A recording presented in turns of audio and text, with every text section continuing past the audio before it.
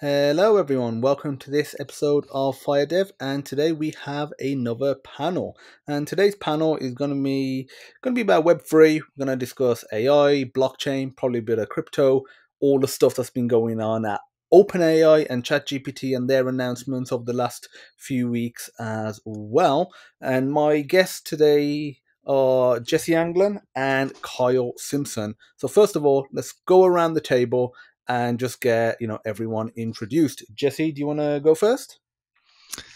Yes, my name is Jesse Anglen. I am a founder and operator of Rapid Innovation, which is just a future tech development company with around 100 engineers at the moment. We focus on early stage startups and MVP builds in the blockchain space, the AI space, and the AR and VR space.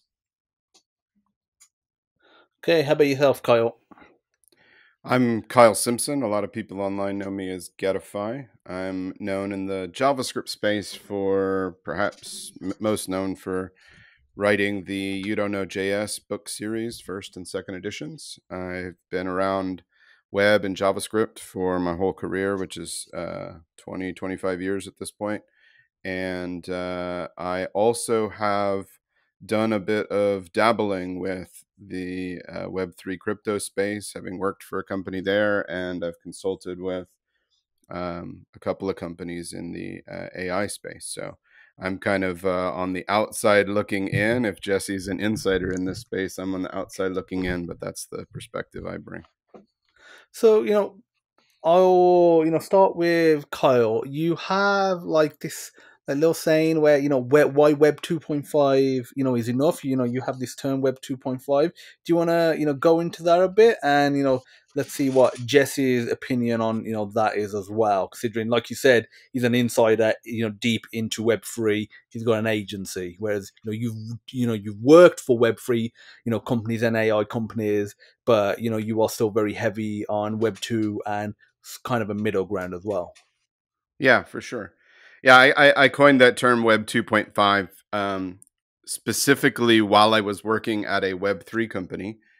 And it was kind of my reason for leaving that Web3 company, not to say anything bad about them at all.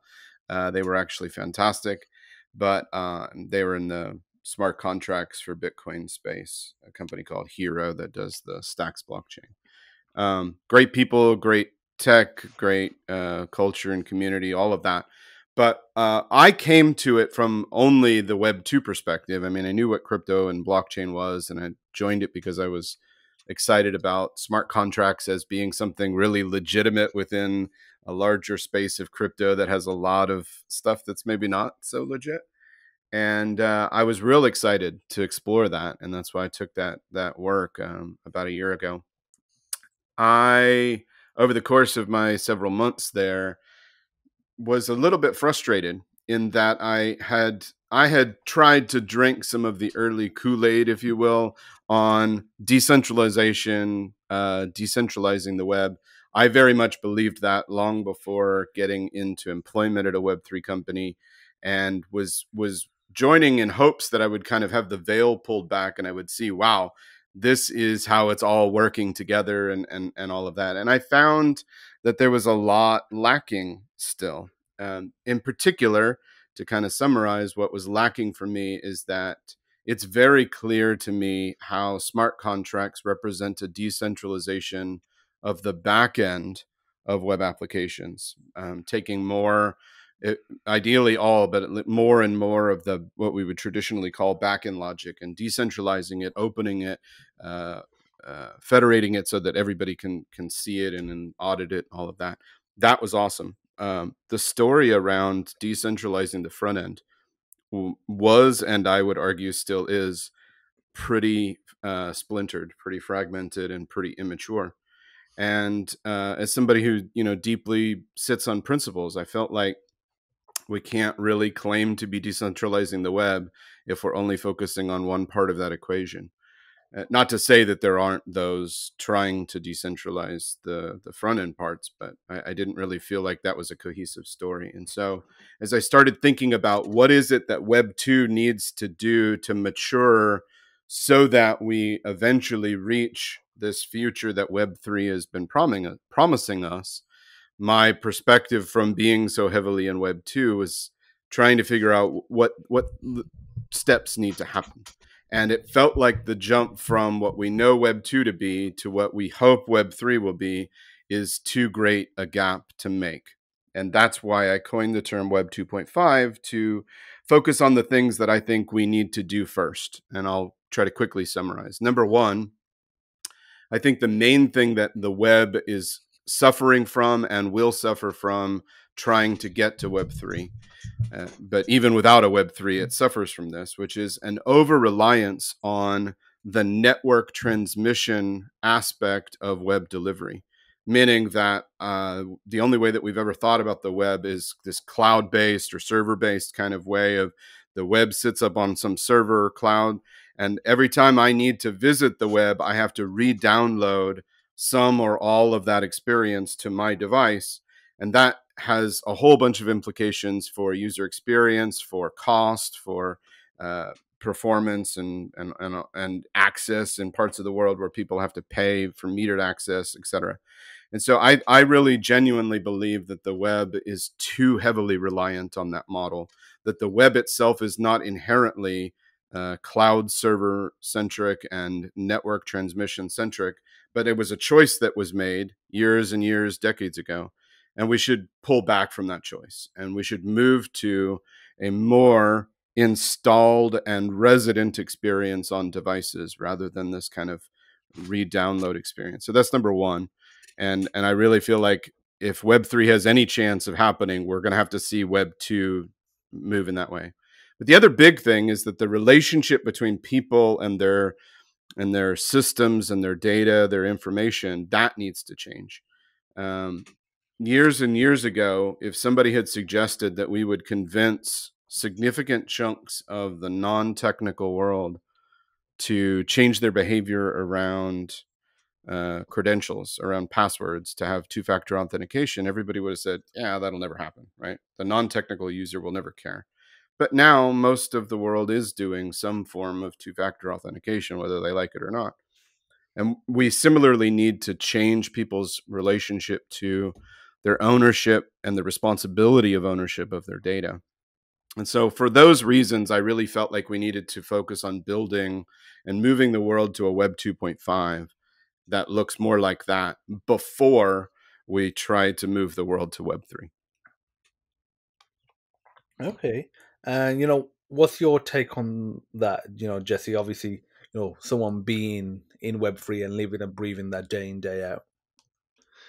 Well, I'm just smiling as I'm listening to this because so I drank the Kool-Aid in like early 2014, I think, and I had this expectation that the entire user experience of human beings as they interact with their data and systems and networks and all that was going to go fully decentralized, front end, back end, everything. And so I dove in.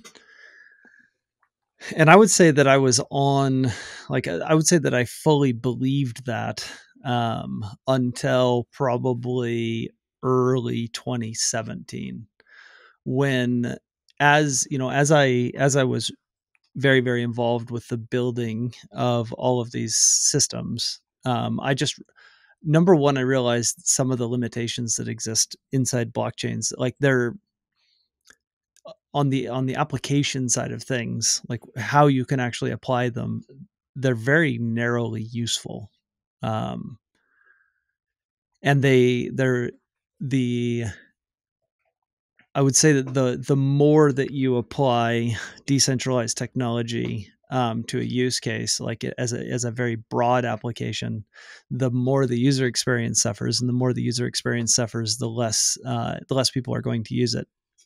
And just, case in point, I would say that if you sat 100 people down who are unfamiliar with the user experience of like a fully decentralized application, front end, back end, everything, I would say that very close to 100% of the people that you sat down would not be able to figure out how to use those applications or be able to understand them, even if you gave them a significant amount of time to do it. You know, say you gave everybody 3 hours and said, "Hey, I want you to figure out how to use this stuff." It's just not intuitive.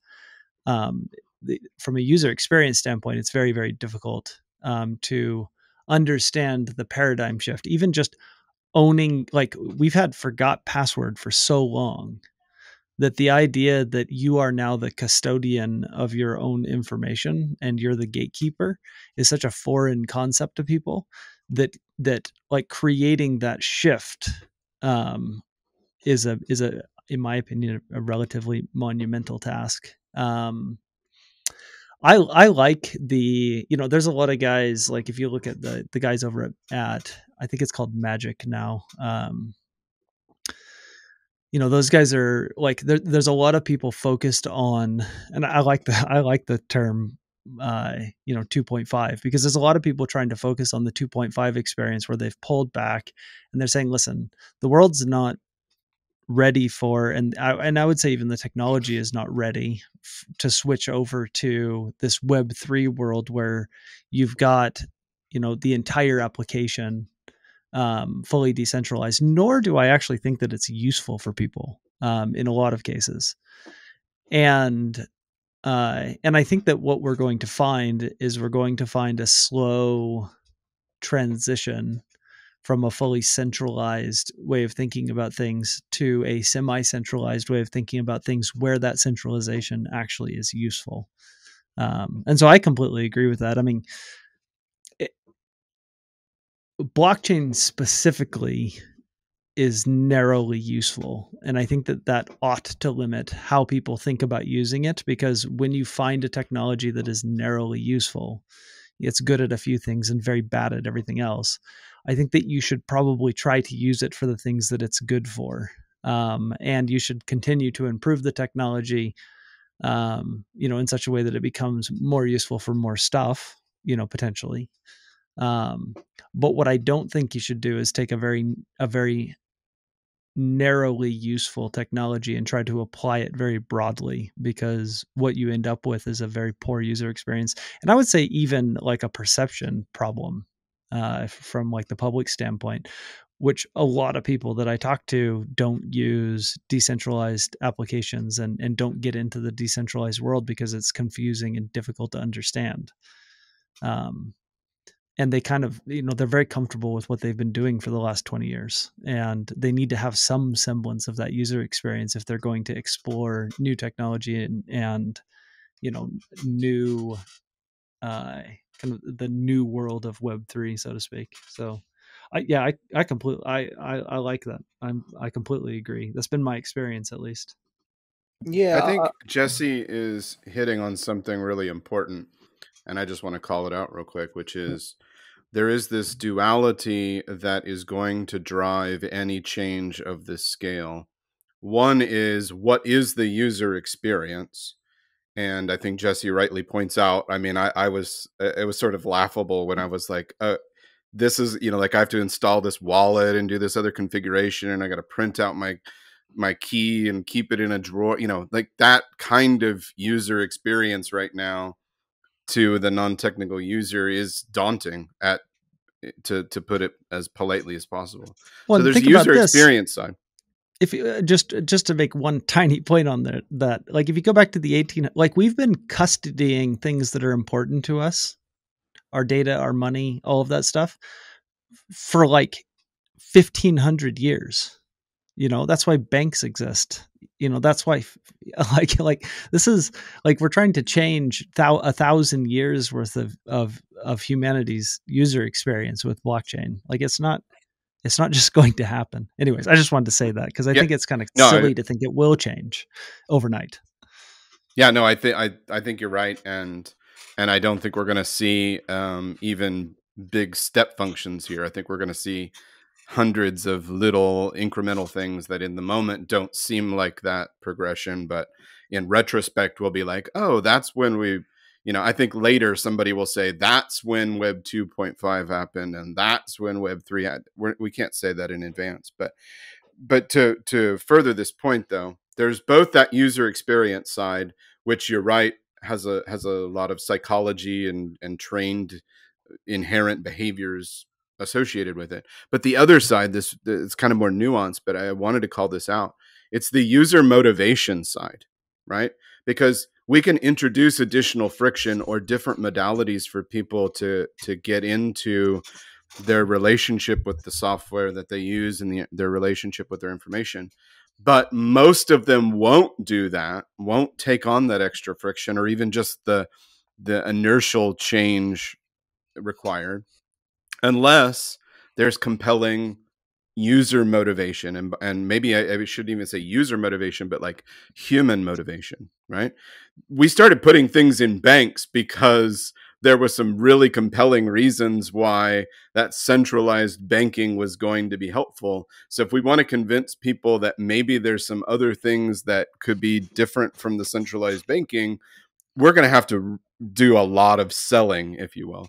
And I personally, that's kind of what I was hinting at with the second pillar of what I call Web 2.5, is that I genuinely believe that even the most non-technical of users, when you sit down and you ask them about how they feel about certain things, like, for example, that you open up an app on your phone, and if you happen to be in a spotty internet situation on a bus or train, in a tunnel, on an airplane, or if you just happen to be somewhere where you don't have reliable internet, all of a sudden that app is unuseful to you, even though there's plenty of data that you might be able to make usage of without an internet.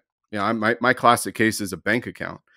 I don't necessarily have to know exactly down to the penny what's in my bank account. I might just want to know what's the last transactions that I had downloaded to my banking app. But when I open up a banking app and have no internet, I get nothing. I don't get the cached old information. I just get nothing. And when the users I've talked to, I've said, what do you think about the fact that this is such a, you can use a term that they don't understand, ephemeral, but like this unreliable access to data that really ought to be yours. And I think users don't like that. So things like that, the unreliability or the privacy issue, even that is starting to seep its way from the technologist layer of user experience into real people, which is why you see companies like Apple being so forward facing on privacy, some to the chagrin of us developers, because they do things that make it harder for us to build experiences. But you're seeing that real users vote with real dollars to say, I prefer privacy forward solutions. So I think we need to package this move into a new version or a new update of the web, whatever we call it. We need to package that with some much more human-centric types of marketing, if you will, explaining to them why this is actually going to be different and why it matters in ways that don't require knowledge of technology hardly at all. Well, and it's the idea, it's kind of cliche, but it's the idea of the pain of where you are is going to have to get bad enough. Once the pain of where you're at is bad enough, you'll move to doing something different. And like you can see that with going back 10 years with Facebook, and they were misusing their user data and selling it and doing these, whether or not they were nefarious or not, doing stuff with people's data that people were not comfortable with. And so once you get an awareness from the public that that is a thing that can happen, then all of a sudden, ZK technology might make sense, where you've got, or even maybe blockchain technology in general, where you have ownership of your data and maybe a privacy layer where people can't see it unless you want them to. But it's going to have to start with user awareness. And actually, if you look at when blockchain really started to get popular, which would be Bitcoin 2008, the entire sales pitch was, we don't think that you can trust the centralized authorities with your money. the reason for that is it's 2008 and everyone's just lost all of their money because of a bunch of irresponsible people. And so we think that this self-custody of your value, where other people can't reach into your pockets and take it, is something that makes sense. And that the reason that messaging took off then in 2008 and it didn't take off the other, in the previous 10 years, it's not like Bitcoin was the first experiment with self-custodied value on a blockchain. Like that, like people have been trying to push this narrative for quite some time prior to 2008. It's just 2008 was the right time to sell it because there were a lot of people that were hurting because they felt like centralized authorities and entities had misused something that was very precious to them, i.e. the value that they had stored in banks or IRAs or on the market or wherever. And it's this idea that the technology that you're proposing or the change that you're proposing is going to solve a real problem for real human beings. And I think that's where the blockchain community has gotten, I see it actually in the AI space as well. I think we get way off because there's a big hype cycle. A bunch of people want to make money. And then we try to apply this technology that's very narrowly useful to a specific set of problems that are real human problems that really people really relate to. And we try to apply it to, during like the 2015, 2016 run up of Ethereum, I saw people doing stuff with blockchain that was just absolutely laughable. That, it had no, it shouldn't have even, no one should have even thought of that. It took a crazy person to come up with, these insane ideas. And it wasn't useful. It took something that worked really, really well and made it work really poorly.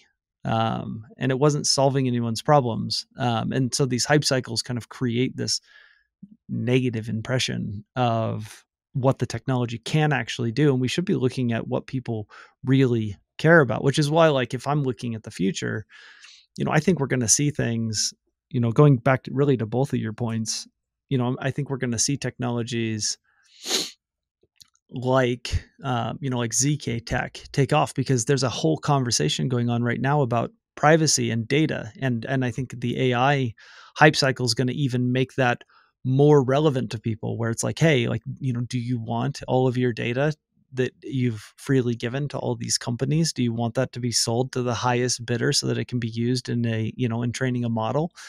Or do you want to, are you uncomfortable with that? And, would you like to be, have some involvement in those decisions because it is your data? That's a conversation that is already somewhat real and is going to become even more real over the next 3 months. And there are technologies out there that can help with that. If we can pull back and really see the real use cases and the real human need, which is what I hear you saying. And I completely agree with it. Oh yeah. And,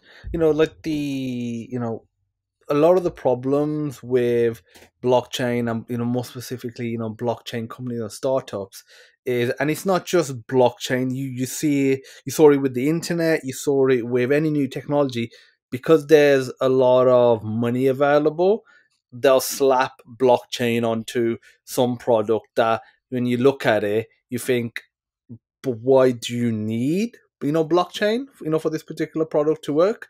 And you hear it all the time that this can be solved with blockchain, and it's like maybe some of them narrow a certain aspect of it can be enhanced using blockchain, but so much of it other than that little aspect requires a lot of yeses from so many different companies or organizations, which has nothing to do with blockchain, and requires collaboration, which has nothing to do with blockchain. You take the video game industry, and I've heard people talking about how blockchain technologies are going to allow you to keep your DLCs, your content that you buy for your characters, for example, and transfer it to a different game, so you don't lose your money, the cross-platform, all that sort of stuff. And it's like, kind of, if every player in their hardware and software says yes. It's like, if Sony just all of a sudden says no, or a particular game like Call of Duty says no, then it's no for that game. Like, you unless you're hacking it, you can't get around that. And you can do that in Web 2. You could buy, a gun in Call of Duty, and if Call of Duty or, Activision and now Microsoft, if they collaborate with, let's say Sony and let's say the creators of Fortnite, Epic Games, if they all collaborate, there's no reason why that particular asset that they've bought in Call of Duty can't be used in Fortnite. It has nothing to do with blockchain. Whereas you'll get, these technologies thrown around as if they're just gonna immediately solve an issue, whether or not there's not some fundamental problem to the base, structure of these products, that just putting blockchain in it or crypto or something along those lines, or even AI, as we'll be talking about AI soon, and AI, is becoming part of, the lexicon now. It won't just immediately solve it, and that's definitely, a huge problem, and that's stuff that, you guys have touched on as well. But one thing I just want to, touch on that you was talking about, Kyle, with the banking, for example, I've been in the similar situation. I've opened up my bank and I don't need up-to-date information. Like I said, I might just need the previous transaction, or whatever it might be. Like, I need a statement, but like last month's statement's fine. I might just need my name and my address on there. It doesn't have to be up to date to that minute. And yeah, like you said, some sort of system where you can cache it and I can get hold of it, but then you'll have some maybe notification on there that says this data may be out of date, so use it accordingly.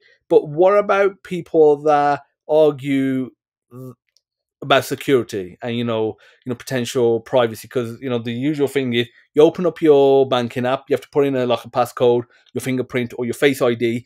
It connects online and it gets that, or it provides a web view. Whereas if it's cached, I guess there'll be privacy concerns and security concerns.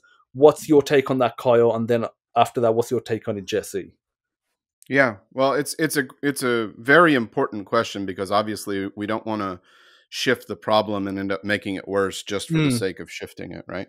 Yeah. So to go back to the kind of two pillars that I was talking about, the second pillar, the reorienting the relationship of people to their data, that reinforces the first one, which was what I said was making the web a more by default local experience. There is a whole community of builders and thinkers and researchers that generally have collected recently under the label local first software.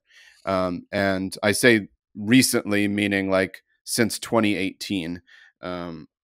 So over the last 4 or 5 years, this has slowly but steadily kind of built to a larger community. There's a bunch of really interesting work and research and experience being done in this area. There's a company called Ink and Switch that people should check out. There's a community around local first development at lofi.dev. They have like monthly Discord meetups and things. So there's a lot of people that are trying to do this. I've been to in real life meetups around with people doing it. And the local first movement says that by default, the information that somebody creates, like, for example, my data, my banking data or whatever, the information that somebody creates is owned by that person and should therefore originate on their device. And it should be optional for that person, based upon the needs of the situation, whether that data ever goes anywhere else. As opposed to right now, the default is that the only way for my data to exist is for it to first go to the cloud, and then maybe I get temporary copies on my devices.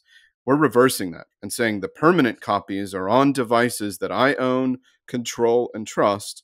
And if I need to share it with anyone else for any reason, then those things that go out are the temporary ones. So we're reversing that paradigm. When you put that data on your device in a more permanent fashion, you have the same, if not maybe even greater, responsibility to make sure that that data is protected in stasis, not just in transit, but also in stasis. So we strongly would encourage, and I strongly would encourage, that local first implies that the data is being stored encrypted at rest, right? As opposed to just encrypted while being transferred. And there are a variety of ways that you can use somebody's authentication mechanisms to produce the encryption. And if it's that person legitimately accessing their own device, they'll automatically be able to unlock and access their own data. Now, people say, well, what if I lose my phone, right? Well, this is not to suggest that there is no reason whatsoever for you to be able to replicate your data elsewhere. It is just to say that the default should be that it starts on a device that you own and control. There's lots of reasons why you might want to say, I want my phone and my laptop to be constantly syncing with each other over Bluetooth, NFC, whatever, even local network, right? I want them to be constantly syncing so that there's never only one copy of my data.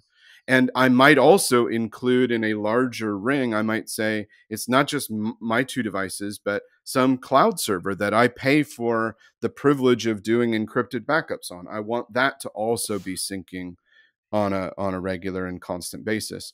So it is not the case that putting it on my device automatically or inherently makes it more dangerous, but it does bring to the forefront the responsibility to build it that way and to build the appropriate services and user experiences so that it is as easy to get access to backups if I lose a device, that is as easy to share with other people, to discover. All those reasons why we moved centralized 20 years ago can be solved in the distributed and the peer-to-peer world, the local first world. It's now incumbent on the builders to do that on device instead of saying we'll just do it out in a cloud server somewhere.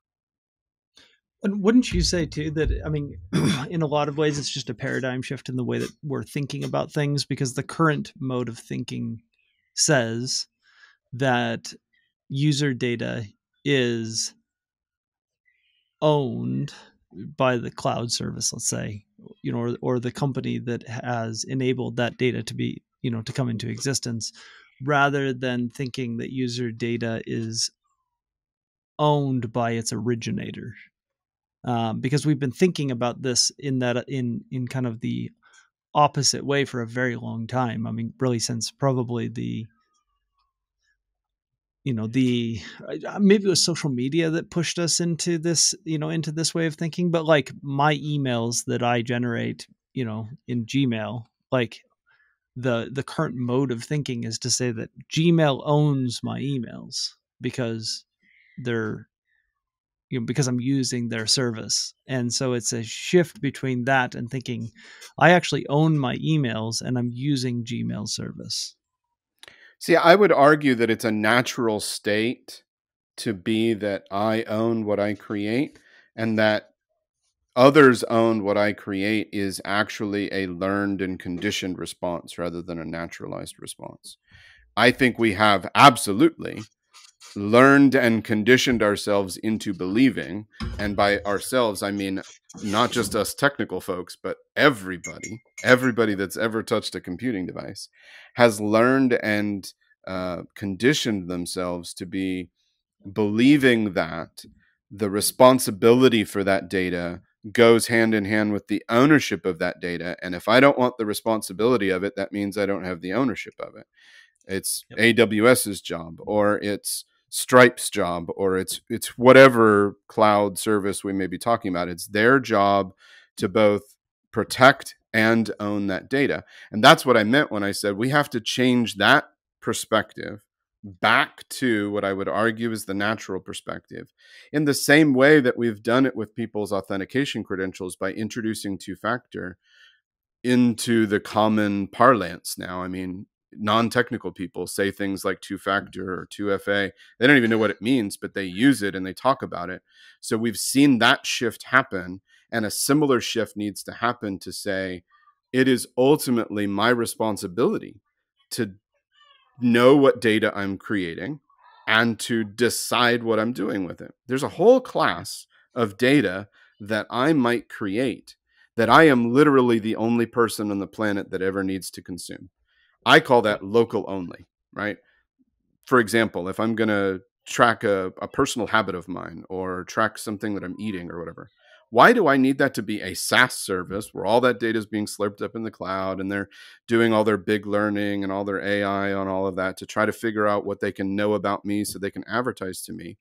when all I really just need is an app that runs with no internet connection whatsoever and lets me track my data on my device, maybe synchronize it with my other devices, but never share it with anyone. There's a whole class of that. Yeah. And we just assume that all that gets slurped up into it. And then there's a whole class of stuff, which is like, most of this usage is my data. I'll include social media, right? Creation of my data, creation of the information that I put out into social media is first and foremost what I want to say. So it's my own thoughts and feelings. It's my intellectual property. And so I should own it. And it's, I would argue, a secondary thing that there may or may not be others that I choose to want to see that. I might only have like one or a couple of people that I want to see it, or I might want to let everybody and their mom see it, right? But that's kind of in that middle ground where it's, yes, I'm creating it and I should still own it, but I also do probably want to share it with at least a few non-me people. And then there is the whole, like, you know, data is public by default. The things like Wikipedia and stuff like that, nobody owns it. Collectively, the whole world owns it, right? You have these multiple levels, and I'm sure there's fine-grained nuance in between those levels. But we have been ignoring the bottom of that and even that middle thing, I think, and just assuming that the only way to do all of this is to put it all out in the cloud. And I think we need to reorient and say, actually, the natural way, if you went back 10,000 years, I didn't have a thought and then say, well, I'm not responsible for that thought. It's somebody else that's responsible for that thought. The natural assumption was, I'm responsible for it. What I say, what I do, what I write on the cave wall, I'm responsible for it. And we, out of laziness and convenience and capitalism and 100 other reasons, reversed that natural order and conditioned ourselves to believe the opposite. You don't have to go back 1,000 years. Go back to 2005 when you used to be able to actually buy a program. Like, you would buy it and you would install it on your computer and you would use it. Like, that's gone. Like, I don't even know that you can do it. Like, do you know of I mean, I guess in the open source community, there's stuff, and like on Linux, there's a lot of things, but like, I can't go buy QuickBooks anymore and install it on my computer and use it to keep track of my finances. It's definitely getting more rare. I'm of that sort where I like only will do things that I can buy, and I miss out on services if it's a subscription. Like, there's an icon set that I love that's called Streamline. If nobody's heard of it, you should go check out Streamline. They make fantastic icons. And I bought version 3 of their package years ago, maybe 6-7 years ago, something, and I've loved it and I've used it. They came out with a version 4 and it was subscription only. And I was like, it kind of sucks, but I'm just going to stick with my version 3 that I bought.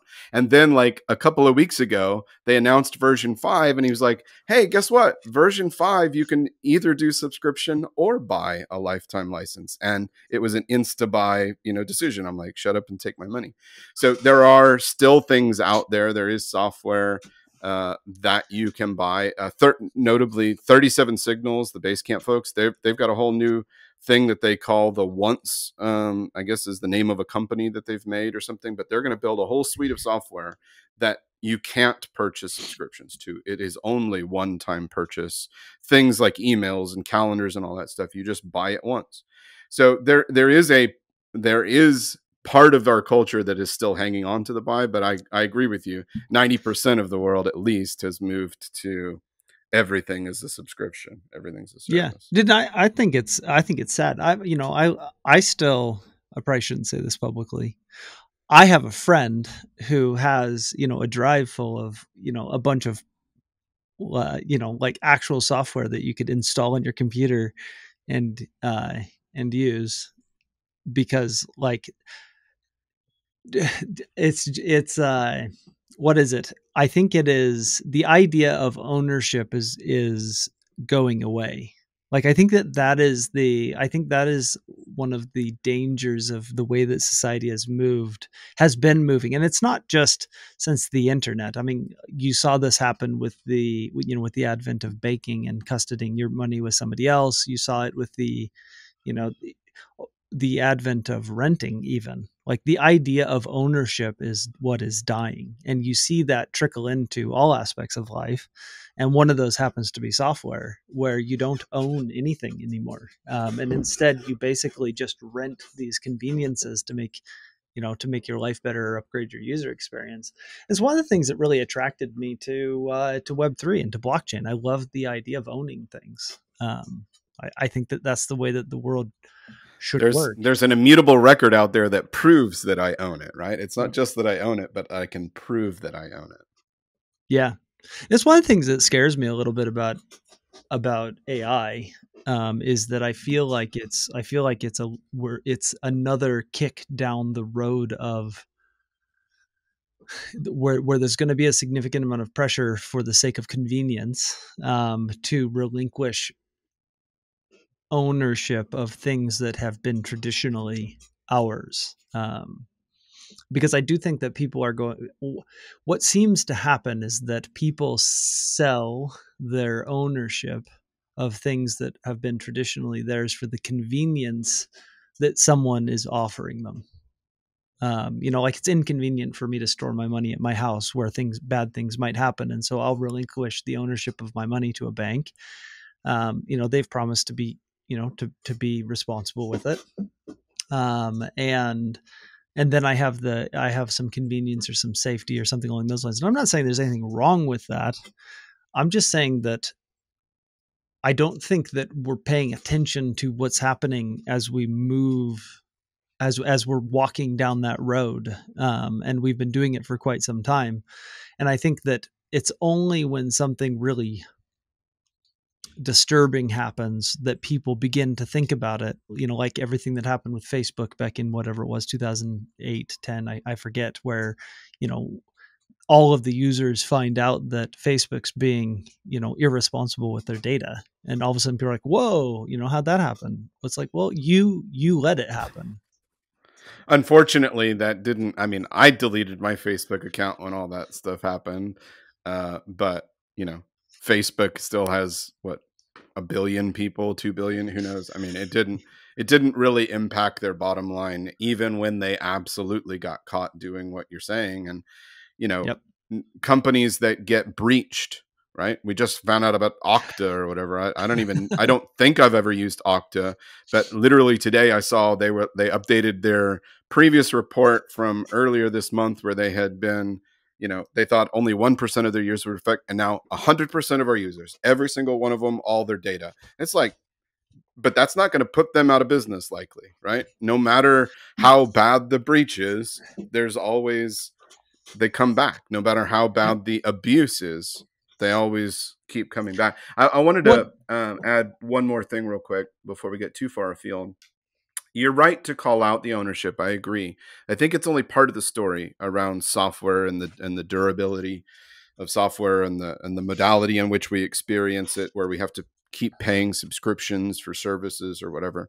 There's lots of factors that go in, but one of the ones that doesn't get talked about enough is that humans have, I think, significantly shifted, adjusted, increased their expectation of constant update and improvement.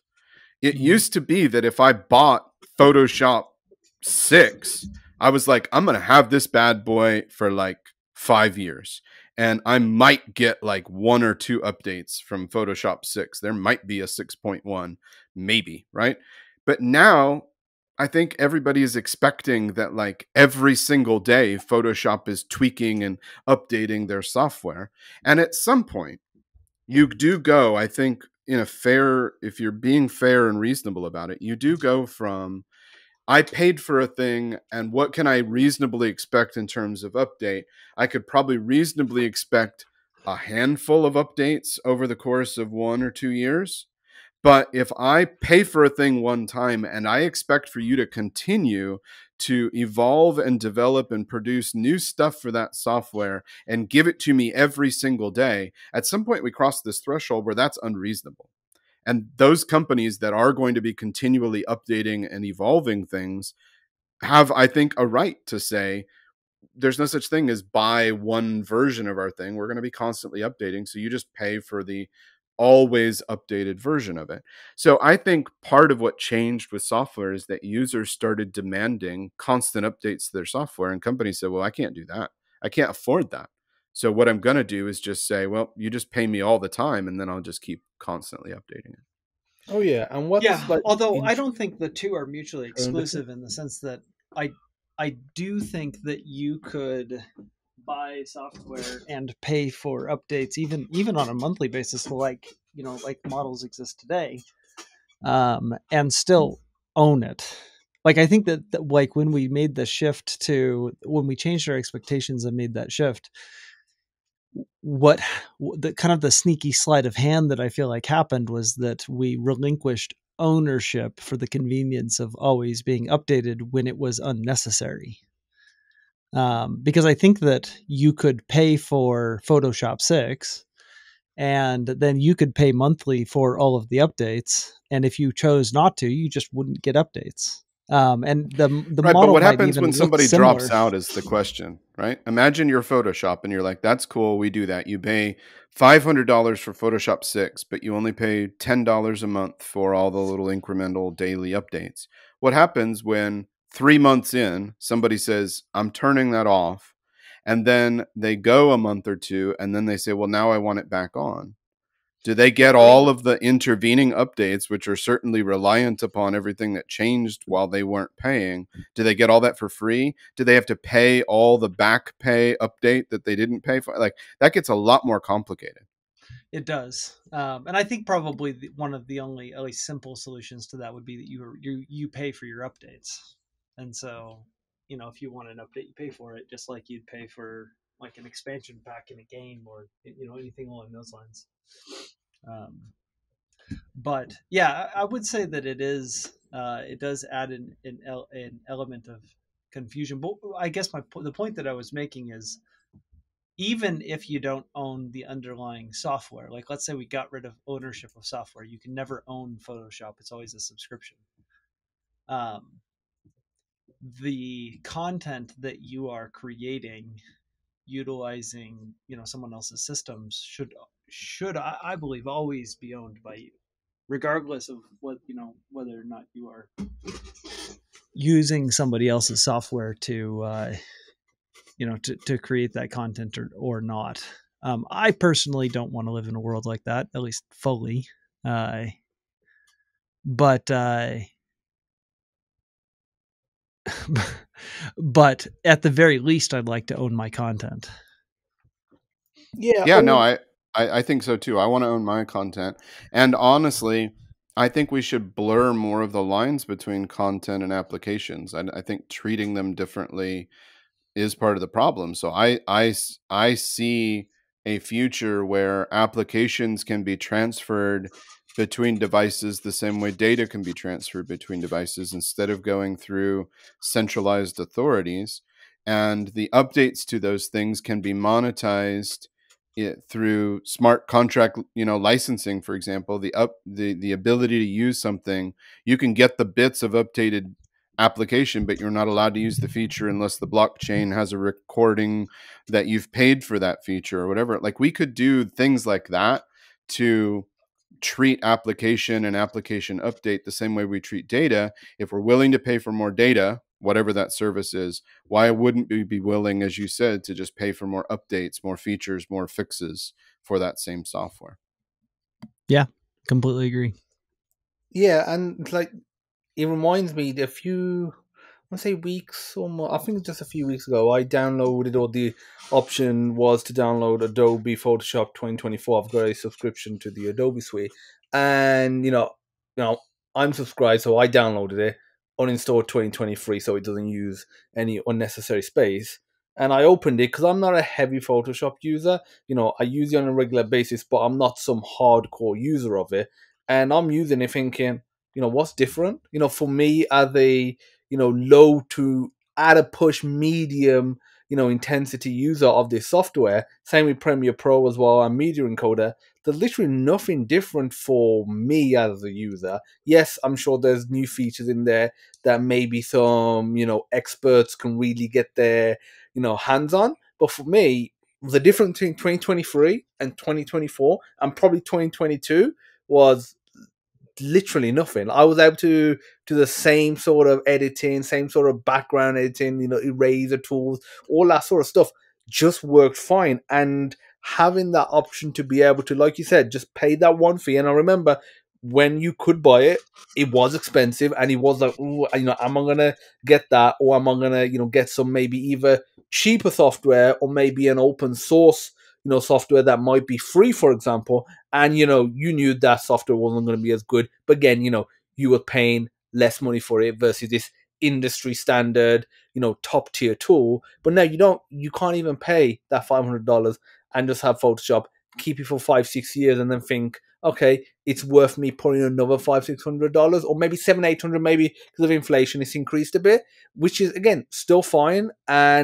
But you did hit on a good point, is the updates. And some people do expect lifetime updates, and it does get to a point where the developers are like, yeah, this is too much for us practically, as a business. So we either maybe up the price even more of the product, which you're probably not going to pay $2,000 now for just Photoshop instead of $500, or we get everyone subscribed to it. And then do you either get everyone subscribed but have the option to buy it and then figure out how you're going to do updates, accordingly? Maybe, you get a year's updates for free, and then after that you have to pay some sort of subscription, version. Or do you, not give updates at all? But yeah, they've just put everyone on a subscription model. I mean, I still think it's crazy that they're still calling it Photoshop 2023, 2024, because the reality is, they're just updates. I'm wondering when they're gonna stop calling it by year or number and just say you have Photoshop, and it'll be version whatever in the, like, there'll be some version assigned to it, but in reality you just have Photoshop.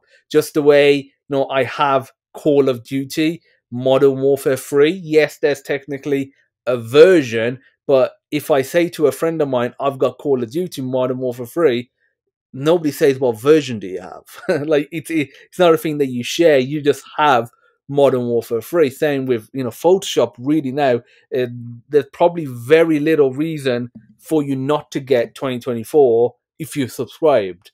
So yeah, I think I'm wondering when they will remove you know the year from it and just call it Photoshop, call it Premiere Pro. There's another aspect here, which is if you build software that is mostly or entirely designed to be resident on someone's device, and all that it does so on their device, then you can say, here's the 2023, here's the 2024. And if somebody is still using the 2021, that's fine because it worked in and of itself. Exactly. But as soon as you start making software that relies upon centralized cloud services, whether that's AI stuff or whether it's just plain old CRUD database storing, at some point you say, look, the way that I did that, API, the way that I had that API receiving your data updates and storing it in my database or making AI queries or whatever, the way I did that back in 2021, I don't want to support that anymore, right? And so the choice to centralize services and not distribute all that into applications opts you into requiring to do these sort of subscription services, because you kind of need to force everybody to update. You need at some point to be able to say the 2021 software just doesn't exist anymore, and therefore I don't need to worry about supporting the APIs like it was back then. So again, going back to kind of my I'm a broken record here, but if we were to push the web off of the cloud and out of the cloud and into locally installed, fully comprehensive application experiences, these kinds of problems, these kinds of requirements, I would argue, for companies to the only way they can do it is in a service-based, subscription-based thing to force updates. Like at some point we could move away from that if we chose to. And that's what I hope the world will do, is move, again, whatever we call it, move towards a Web 2.5 where more of the experience is installed onto devices and less of it has to sit out in these big, expensive clouds.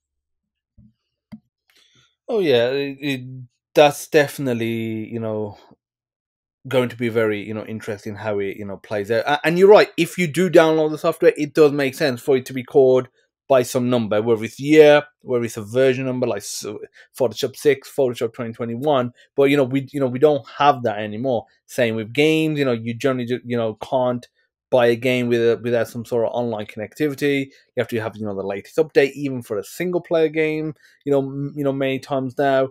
Plus, many other pieces of software outside of like drivers. That's probably one of the few pieces of software en masse that you can just get a version of. But that's something totally separate. Nobody really consciously thinks of using a driver for a piece of hardware. It might be something that's required, and may ideally if it's handled in the back end for most people, that's great as well. But in reality, so much software that we consciously use is just software as a service. Even if it's accessible for free via a website, it's still software as a service, because they'll have some other way of making money, and you're just always up to date as well. But the other problem is, with that, is you might not like, let's say, Photoshop 2024, but you might like Photoshop 2021, because you might like the old interface.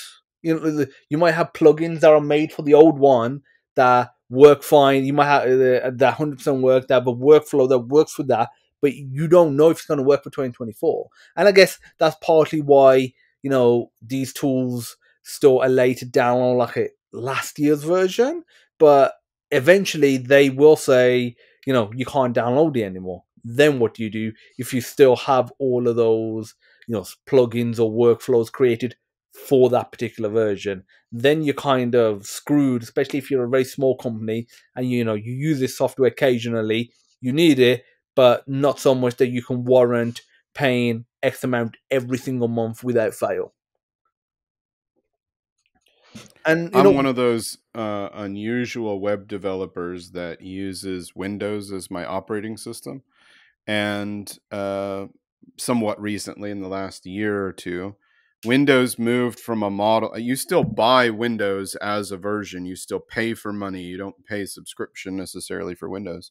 But they moved to a model where even if you're not paying for it, you now are forced to take their operating system updates. You can't just say, I don't want that update, I don't like that, or I know it's going to break my software and I don't want it and I want to just stay frozen in time. They no longer offer that as an option. When you get a certain update, you can uninstall it one time, and then a month later they will force reinstall it, and with no uninstall option. And that happened to me. It broke a piece of software that I use literally constantly, and they force updated me. I uninstalled it. I got 1 month where my software still worked, and then Windows came along and said, here's your here's your update, you have no choice. And it broke the thing that I use all day every day. So we are seeing a shift, and some might say this is a good shift, but we are seeing a shift to the authority to decide what your software experience is, centralizing the authority of that decision making and taking it away from the individual user.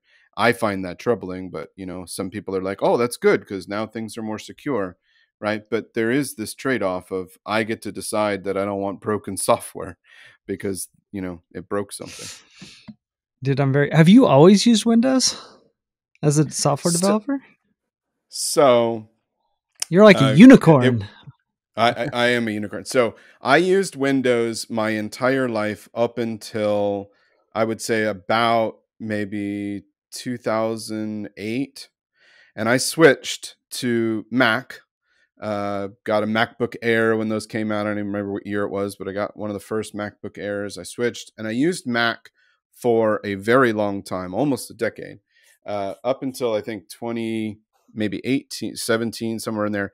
Whenever the craziness with the butterfly keyboards happened, I had 2 MacBook Airs in a row, 2 different generations of MacBook Air, both of which I bought with my own money, and both of which the butterfly keyboard failed, and both of which Apple refused to fix in a reasonable way. And I basically swore off Apple from then on. And I said, I will never own another piece of Apple hardware. And unfortunately, you can't really do Apple software very well without Apple hardware. So because I chose to get off of Apple hardware, I kind of had to go back to the Windows world. Why not Linux? It's like usually when people decide they don't want to do Apple, they move to Linux if they're in, in this world. I thought about it, but honestly, the software that I use on a daily basis, it has Windows and it has Mac. And if you want Linux, you're stuck finding open source variations of it. And since I need to depend on these devices, I didn't want to be yak shaving all the time on creating all of these software experiences that I could otherwise get as a consumer and pay for on one of the other major platforms.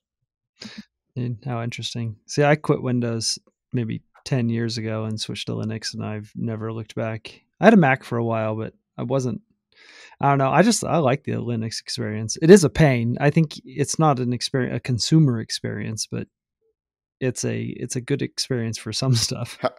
How's those graphics card drivers working for you? That's what I always hear, is that's a nightmare.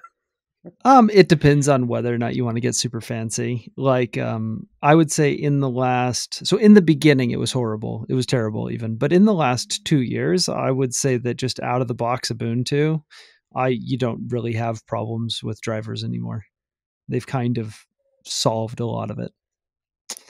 Well, I mean, that's good to know. I wouldn't rule it out as impossible, but when I made the switch, I was like, I got to go back to what I know I can do and be productive with. And, here I am now fully entrenched in the Windows ecosystem. Dude, I love it. It makes you a unicorn. That's your uniqueness. I know one other guy who's been in the software development game for 20 years, and he uses Windows. And it always surprises me, but he loves it. I mean, it's what he knows, and same reasons. Like he has this workflow and he can't get it anywhere else. So yeah, well, similar to your story about how Linux has gotten a lot better, Windows has gotten a lot better, a lot more developer friendly. Wizzle, Windows subsystem for Linux, and especially Wizzle 2, is actually a really fantastic environment.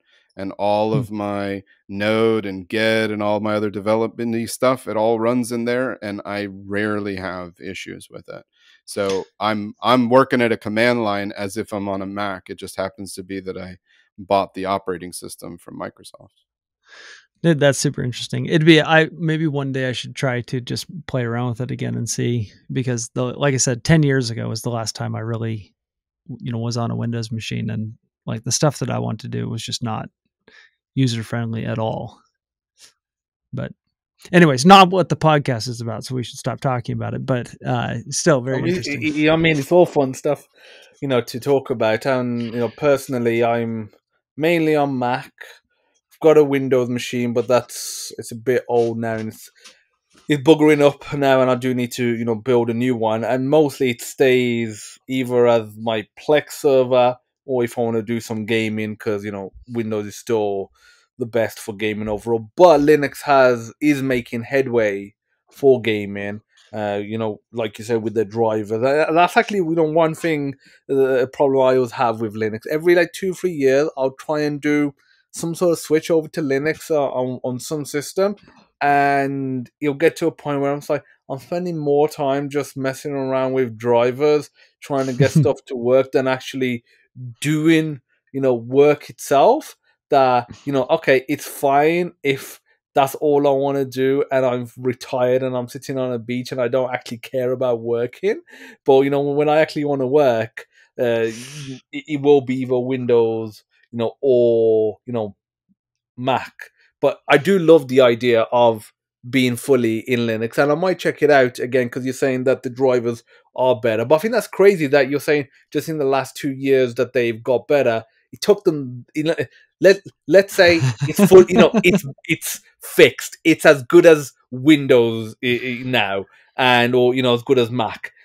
It's crazy that we had to wait that long. I remember 20 years ago, I was first messing around with Linux, properly, installing it on machines and trying to, replace. At that time, it was mainly Windows with a bit of Mac OS, and trying to replace it with some sort of Linux variant, mainly being Ubuntu at the time, and having issues.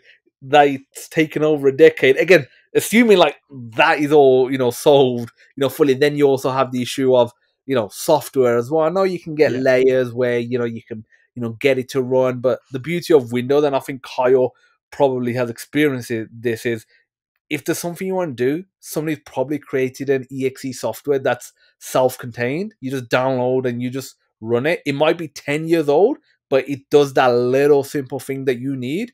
And that's definitely the beauty of, let's say, the Windows ecosystem. And again, it's just because there's so many users out there.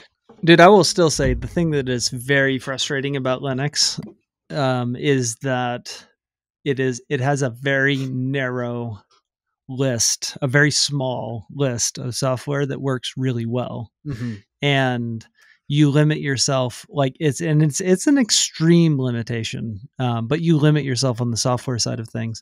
And I'm still traumatized. Dude, I went and installed Linux on a bunch of computers for my kids the other day. And I just bought these cheap little mini PCs on Amazon that had Windows on them, and then went to install Linux on everything. And I remember dreading the thought of going and doing it because I was going to deal with, like I'm going to deal with all these issues, but it's just old trauma because, man, it was 15 minutes and I was switched over and everything was working like it was supposed to. Even on these little, off-brand kind of hacked together mini PCs. And so you just don't experience it anymore. But man, it was, what a horrible, horrible thing. So I wonder if 10 years ago. What you're saying sounds great, but I wonder if it's true in one particular use case, which for me is quite common, which is that I'm constantly going to conferences and connecting to projectors that I've never connected to before, or connecting into other hardware situations at a corporate training client or whatever. Yeah, dude, use to Windows. Me, I would never ever try to do that. Having to go get all the Linux. Yeah, no. Unless you hate yourself, like really hate yourself, I would not want to live that life and have a Linux machine. Right. Yeah. It sounds horrible, actually. Moving on to, AI, I'm sure both of you have seen everything that's been going over at OpenAI and ChatGPT. One, obviously all the announcements, especially with their new stuff called GPTs, but then everything that's been going on with the management over there, mainly with Sam Altman being ousted, and then a bunch of different CEOs being like pointed, like almost like daily, I think. And then Sam Altman, coming back. What's your guys' take on all of that? So first of all, let's just talk about the politics. So Sam Altman being outed and all of that management side of it. Dude, I think that I think it's all just stupid drama. That's my personal opinion. I mean, it's interesting that people are so interested in all of it, but what do you think the board actually had an issue? Because you see that statement, and it's a very, very generic statement. Like he wasn't candid about certain things he said. Like, so, what do you think? I'll tell you what I think it is, but it's just a rumor. And I think it is maybe the most likely scenario is that there was this thing going around that they're developing something that they're calling Q Star, which I think is as simple as, A star, but for a model that would make a large language model able to do math with 100% accuracy, and maybe have some other interesting benefits as well, but increase the logic intellect of a large language model. And what I have heard, whether or not this is true or not, like I said, I'm joining the rumor mill, is that some of this stuff was being developed in without board approval. Also, I heard that some of the commercialization of what was going on, meaning the actual customer product side of things, GPTs, the OpenAI assistant, the assistance API, things along those lines, were being released without the board's involvement, like the commercialization of OpenAI, and that it was creating friction, and then that friction eventually turned into drama. That's what I heard. Definitely drama. So So do you think the board was more on the side of, why are we going heavy on the commercialization, right now, and they wanted to keep it a bit more, open, as it was, and because that's one of the reasons Elon Musk said he left, because he didn't believe it was as open as it was when he Well, first started. it could just be an ethics thing in the sense that profit The Q-style motivations are stuff. dangerous. Well, profit Mm. motivation is dangerous, right? Like if you have if you've got a profit motivation and you're dealing with a dangerous technology, like let's say that you believe that AI is a dangerous technology, which I personally do, which I won't get into, but I think there's some inherent dangers in the technology itself in the hands of users and of people. And so if that is your belief and you are in a race to make profits and your motivation is not being responsible or safe with, with the technology that you're creating, like there is I can imagine some inherent conflict with people who are a little bit more safety minded. And since you look at somebody like Sam Altman, who is really he's a businessman at heart. Like he's an entrepreneur. He understands startups. Like I can see some conflict with the commercialization aspect of what they're doing, what they're trying to accomplish. Because if you're talking about building an AGI as like your mission statement, and everything that you're doing is about the commercialization of your project and getting it into the hands of just everyday people, like I think there's some inherent dangers in that really should be addressed. Now, do I think that that means Sam Altman's a bad person or that he's making the wrong decisions? Like, no, not necessarily. I just think it's more complicated than people. I think it's more complicated than people think it is, because we're dealing with a technology that has the potential to augment a human being. And so if you have a nefarious human being who thinks of doing things that are not necessarily good for society, this technology augments that nefarious way of thinking. And I think it's naive to think that there are people out there, that all people are good and that no one's going to use this technology to do something bad. And so is it a good idea to take a machine that has the ability to reason and think at the same level as a human being or more so, and put it in the hands of just anyone who wants it? Like, are we moving the right direction with it? I think these are questions we ought to ask ourselves. And I think that that's probably the conversation that was going on that created the drama. Maybe. Like I said, Yeah, just a rumor, but I would guess that that's true.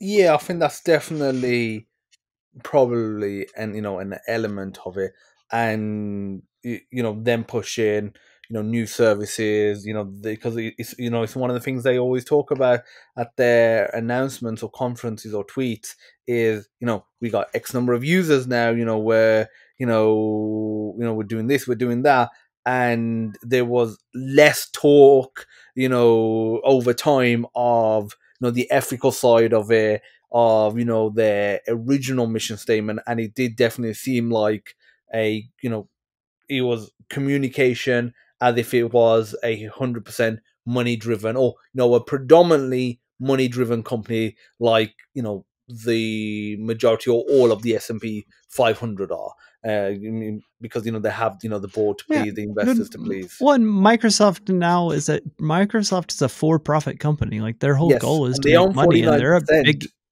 they're a big influence on OpenAI. Like, Yeah. And so I do question. I mean, now I'm not sure that I don't know that everyone agrees with me, but I play around with this stuff on a daily, on a daily basis. I'm very, very deeply involved in the AI space, and I can tell you this, man: the deeper you get involved in it, the more. I'm not a doom and gloomer. Like I don't think that we should quit moving the direction that we're moving, because I think it has potential for great good. But there are some frightening things that you have to kind of wrap your mind around and process as you're thinking about a machine that will assist human beings in thinking, that is smarter than human beings have ever been. which I think we're going to get there, and we're going to get there very soon. If you look at just the typical IQ test that a large language model took 2 years ago versus what it's doing today, we're going to have superhuman intelligent machines able to reason and think beyond that of any human being that has ever existed that we know of very shortly. And we need to, I think it would be the responsible thing to understand how we're going to deal with that. And what that, how do we make that transition as the human race? And I don't think that profit should be a part of the initial discussion, because money tends to blind people when you're thinking about how to be responsible, and profit motive is not a good motive to be thinking about, in my opinion. I think I think we should think about the other consequences, and how do we introduce this technology to humanity in a way that is responsible. Now, So I'm not entirely. I'll chime in here real quick. I'm on the outside more than Jesse, as I disclosed, and so my awareness of all the ins and outs of the AI industry is limited. I would say that I personally am in a similar spot on the spectrum in terms of concern about the potential good versus the potential bad of AI. But I want to just share a little anecdote, which is the lens that I view this problem through. I was extraordinarily fortunate to be part of one of the most profound conference experiences that I've had in my whole life, put on by a tiny little consulting company called Andyet. They're based up in the Washington area, the Tri-Cities area, and they put on a conference called Andyet Conf. And I wasn't a speaker. I went because I wanted to attend, but because I knew the people putting it on, I really wanted to be part of it. And they had, I won't share a lot of detail about the conference, but they just went all out in the preparation of it. They had a real strong theme, and they worked with every speaker to make sure that their talk fit in with the big message of this conference. And they did this conference 2 years, and so this was the second of the two. And the theme of that year of the conference that I'm referring to was being aware of the future consequences of current technological decision. And they just felt really strongly like that was a thing that the community and the industry needed to talk about. And they didn't see that conversation happening. So they did this conference to have that conversation and to push that forward. So they had all of us up there. It was a 2-day conference. We'd gone through all of these talks, and the second half of the second day, none of us really knew what was happening because there was nothing on the agenda.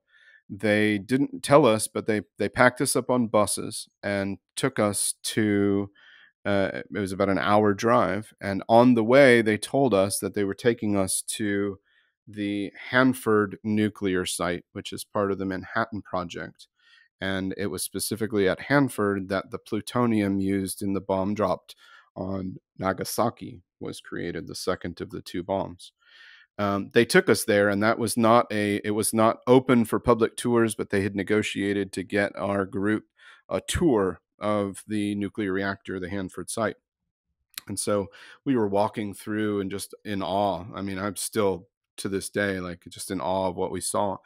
And one of the strongest themes of what was happening as we were walking through is this really strong feeling of dissonance, of this tension, because what we were finding and hearing stories from the docents who were giving us the tour was how much that whole area of the United States, and in particular that community, how strongly they feel a sense of pride for what they accomplished. Because at the time, the Manhattan Project might be one of the most ambitious human projects ever accomplished, right? I mean, it's certainly in the top list of things that mankind has ever done, pulling all of that together and in such a short period of time. And there's a tremendous amount of pride there that they did that. And they believe that they contributed to ending the war and to saving who knows how many millions of lives by ending the war rather than letting it go on. Well, there's that side, and then there's this tension side, which is if you zoom back out a little bit, you think about all of the hundreds of thousands or millions of people who were killed or maimed or otherwise negatively, impacted from what happened, dropping the bomb and everything that's happened since. And those two are both true. Those are true facts.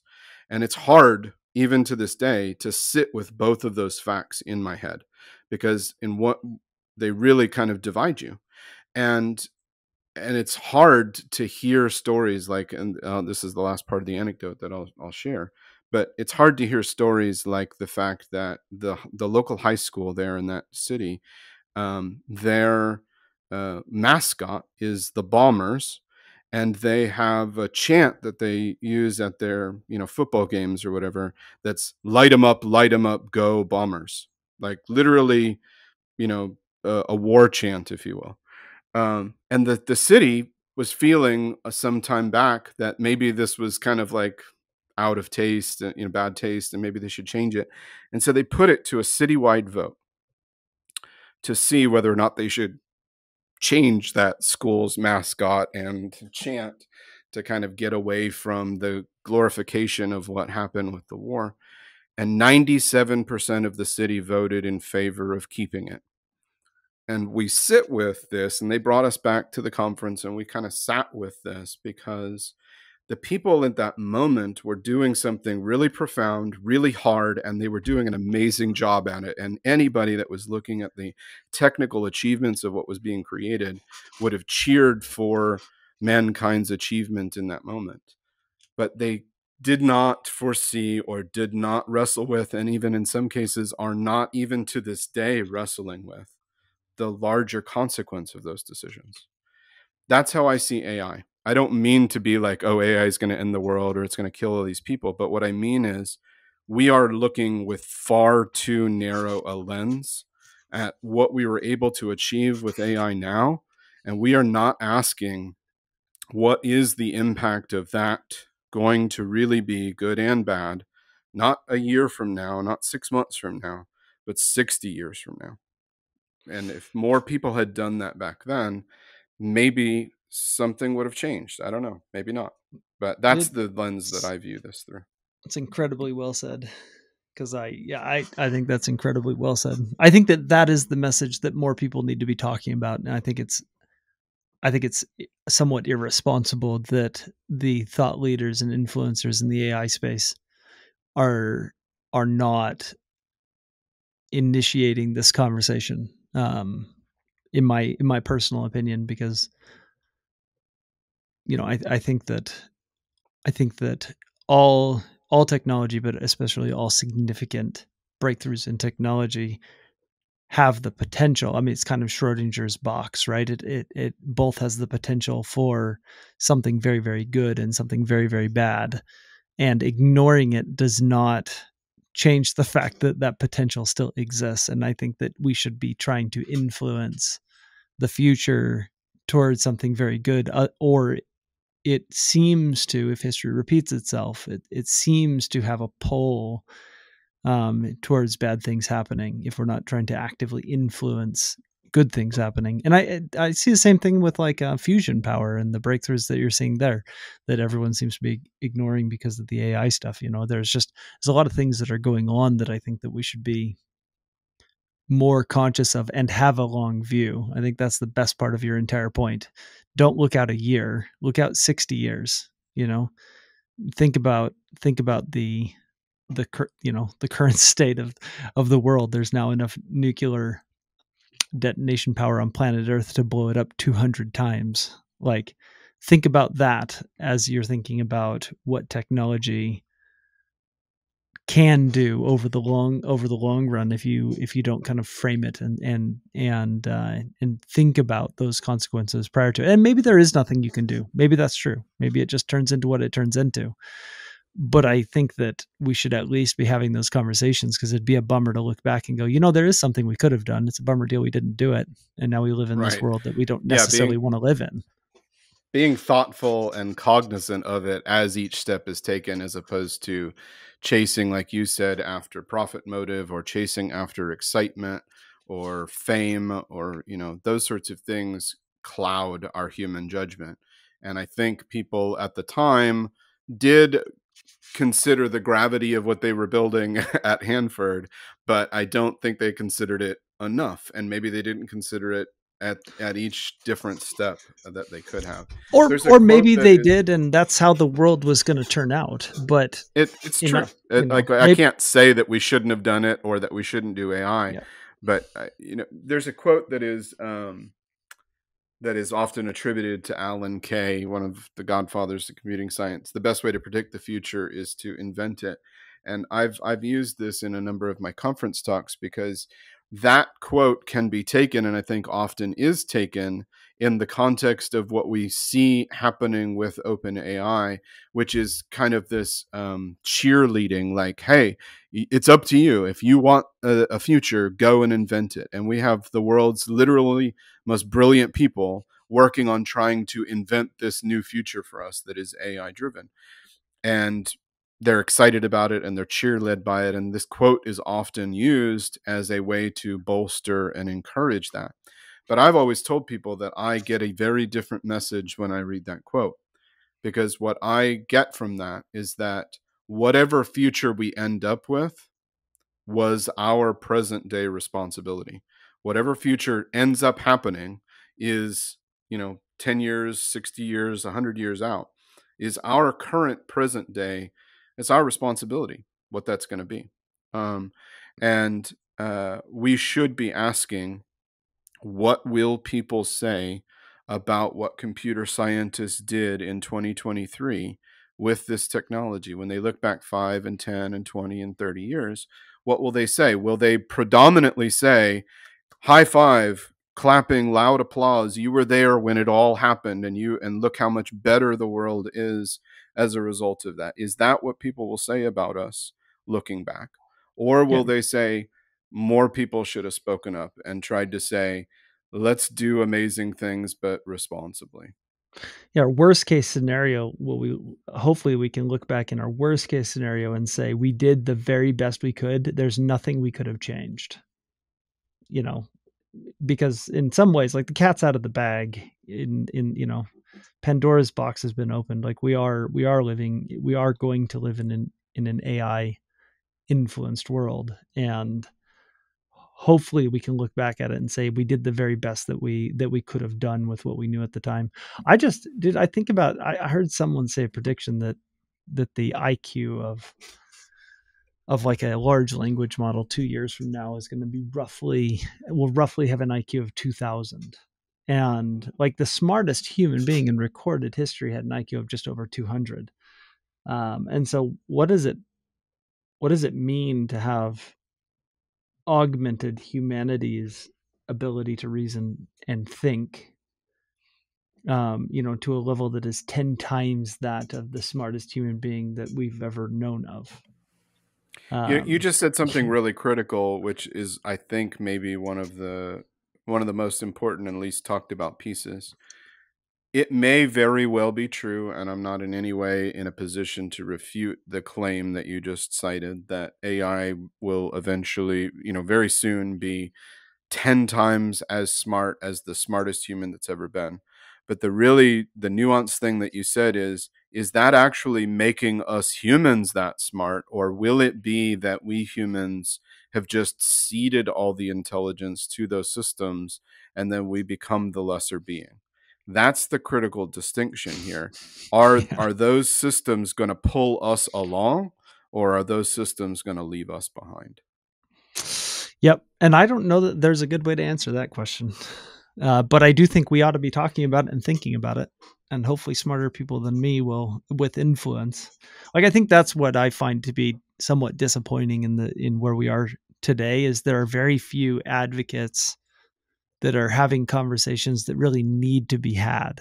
And, some of them are bizarre and weird conversations that I never thought I'd see in my lifetime that I think need to be had. Like what is what is consciousness? What is a human? Like, are we inventing something that actually, is human, and then we're going to enslave it? And like, what's the morality around what we're doing even? And dude, people just don't want to talk about it. They don't. There's probably half a dozen things like that, that I think that they're just conversations that are being avoided that really ought to be had. And maybe they're not fully avoided, but that's why I worry about things like what I saw happen with OpenAI, where I think, like, are we going to do the capitalist profit driven AI advancement development? Is that the foundation we're going to build this on? Because I'm all, I have nothing against capitalism at all. I take advantage of it. I like it. But I think I'm smart enough to know that, when you're building nuclear bombs, I don't think you should be wondering who the highest bidder is going to be to buy them, because that just seems really, really freaking stupid. Yeah, both ends of the spectrum are bad. The highest bidder we should be suspicious of, and the lowest bidder we should be suspicious of. Yeah. And regardless of what I just think there's a lot of people qualified to have these conversations in public, and they ought to be had. And I hope that they do in the future, or now, actually. Yes, I mean, we really should be having the conversations like a few years back. I mean, really, the conversations of AI per se, because AI has become a big thing over the last 1 or 2 years, but we all know it's not a new concept. It's been around in technology for decades, and much longer than that, just in science fiction and just in general. Like, it was something that humanity kind of knew that, okay, especially once computers started becoming a thing, that okay, this is gonna happen. Yeah, it was that thing. Okay, this is gonna be this is gonna be the decade, or this product is gonna be a thing that brings it, and it just never did. And then they might have had some sort of hard coded, narrow form of AI that enhanced a certain use case or application. That's usually what happened, and that was it. But it was always that thing where, okay, AI is gonna be that crazy next big thing, and that's just gonna take humanity to that next level, good or bad. And enough discussion just wasn't happening around it. And again, part of the problem is you get too many people in power, politicians that don't have a clue. Like, they don't have a clue of basic tech, let alone tech like this, that even technical people can find it difficult to get their head around and have. Dude, governments are useless at this point. They are. Like, completely useless. Dude, here's an interesting thing that you made me think of when you said that. Like, this has been around for decades. I was watching the Alan Turing movie when he built a computer that broke the Imitation Game. Yes. When he built the computer that broke the Enigma machine. And one of the things that's really interesting. So after I watched that movie, I went and started just doing a lot of research and reading on Alan Turing and kind of what he was trying to build. What's very interesting to me is that we've come full circle, because really and I'm not saying there's a direct comparison necessarily, but what he was trying to build was basically a mechanical version of a machine learning model. And that's how he solved the problem of breaking the Enigma machine. Kind of, like I said, it's not perfectly, it's not perfectly aligned. It's not necessarily analogous. Is that the word to current machine learning models today? But from the very beginning of the invention of computing, we have been working towards this moment.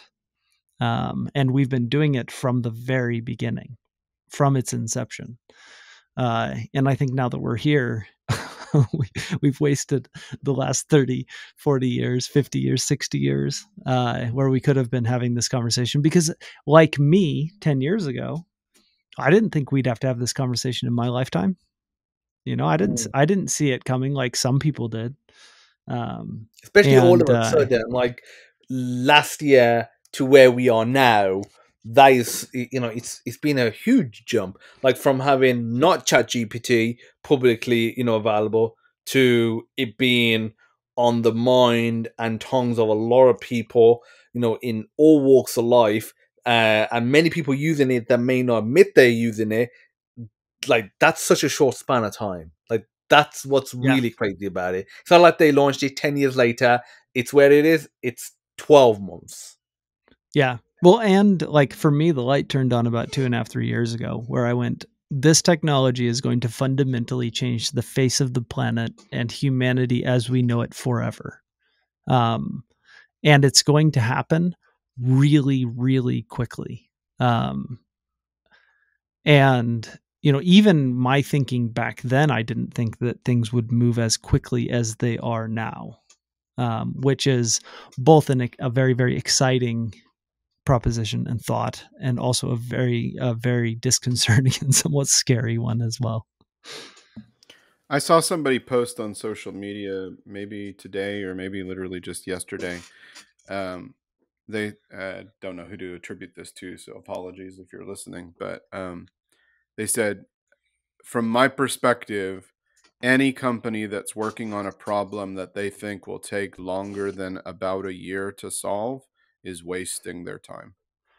And I think the implication is that if that person is correctly predicting that things will be so different a year or even 2 years from now, that none of the things that we are currently working on, none of the, think libraries that we're trying to build, none of the frameworks we're trying to invent, none of that stuff will even matter, because life and the way we solve problems and the way businesses work will be so different that it will have been a waste of time.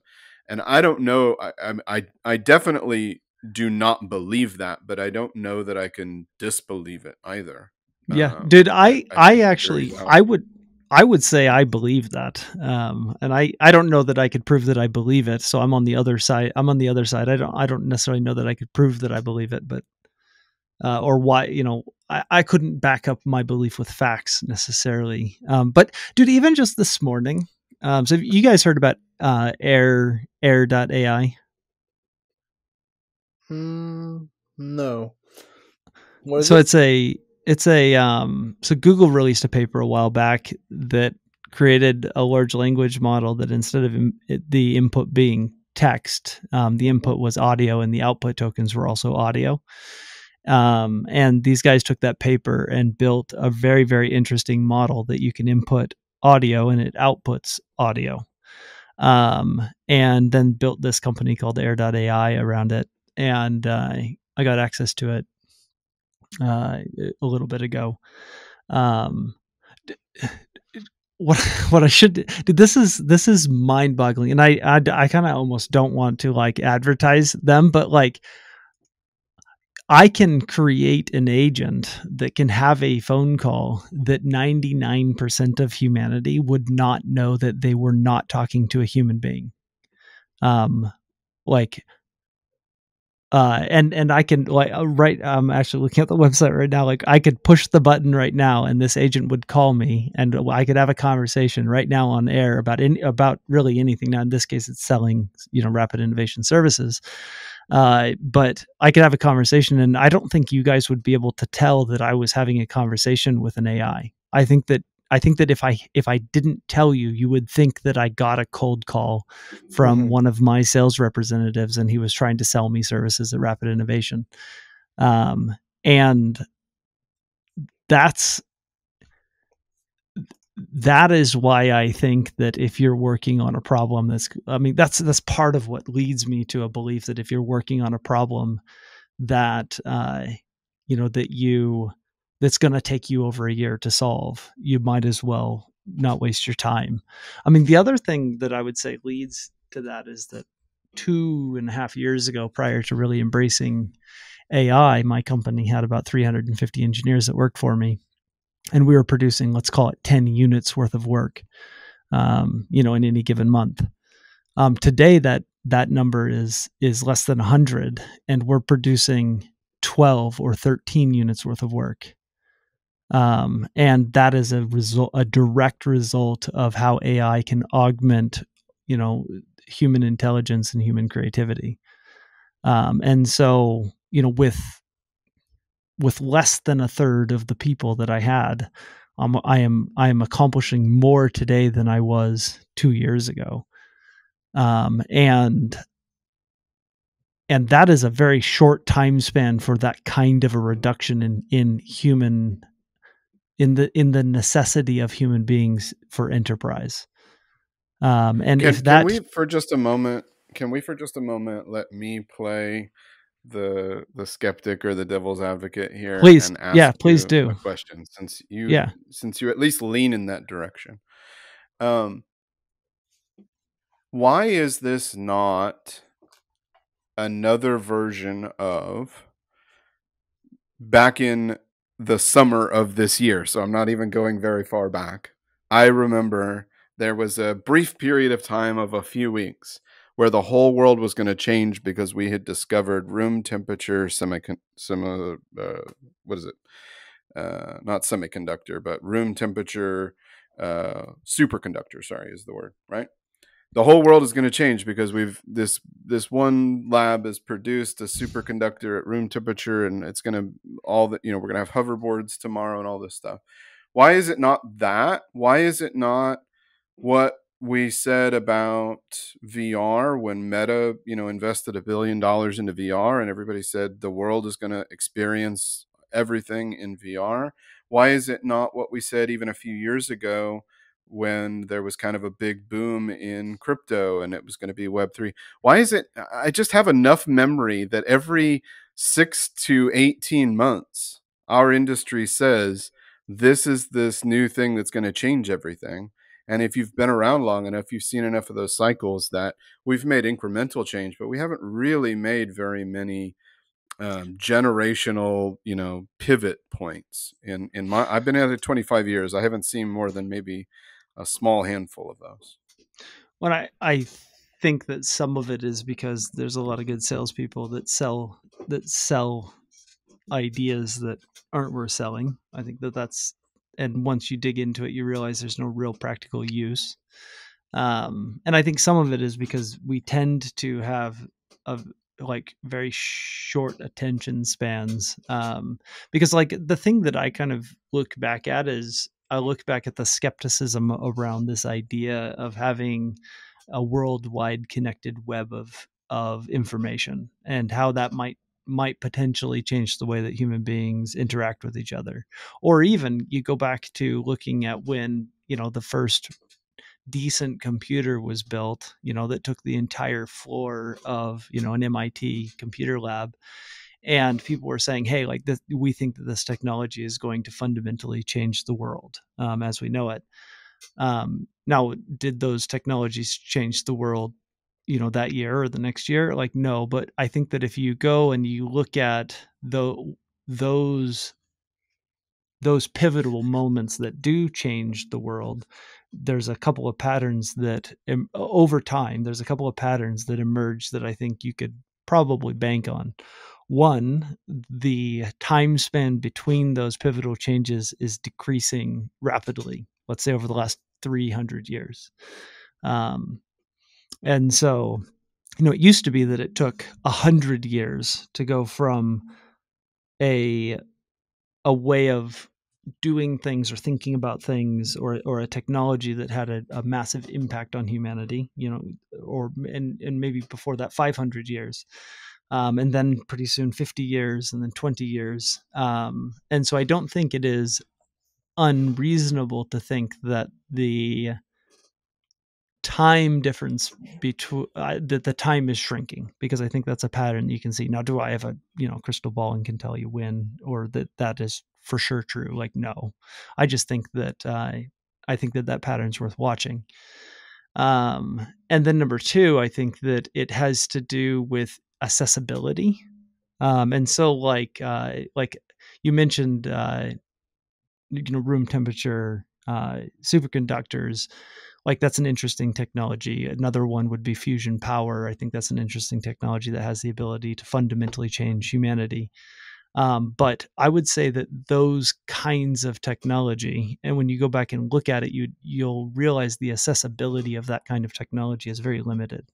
It's very difficult to get room temperature, superconductors in the hands of everybody's, right now. Like that would be a difficult task. The reason I specifically, because I would say I've generally fall on the same side of the fence as you. The reason I don't with AI is because it is ridiculously accessible to humanity. And so when you have a transformational technology that is so easily accessible to humanity, I think that you create a recipe that I guess the right word might be that enhances, or that it just creates the correct environment for very quick, very large change. So that'd be my reasoning behind it. Like I said, I think that's very insightful. I have two follow-on thoughts to what you just said, and I appreciate your thoughts there. One is that we definitely are seeing a time compression over humanity.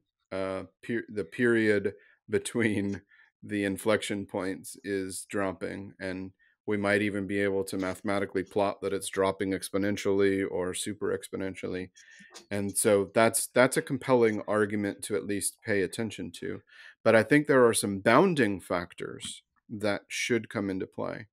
And it is the fact that if it is going to be technology that humans participate in, as opposed to technology that leaves us behind, then humans will fundamentally be the long pole, meaning that our physiological processes, our mental capacity, the time it takes us to emotionally adjust to a new reality, right? Those are on the time scale of days, weeks, months, years, not on the time scale of nanoseconds and microseconds.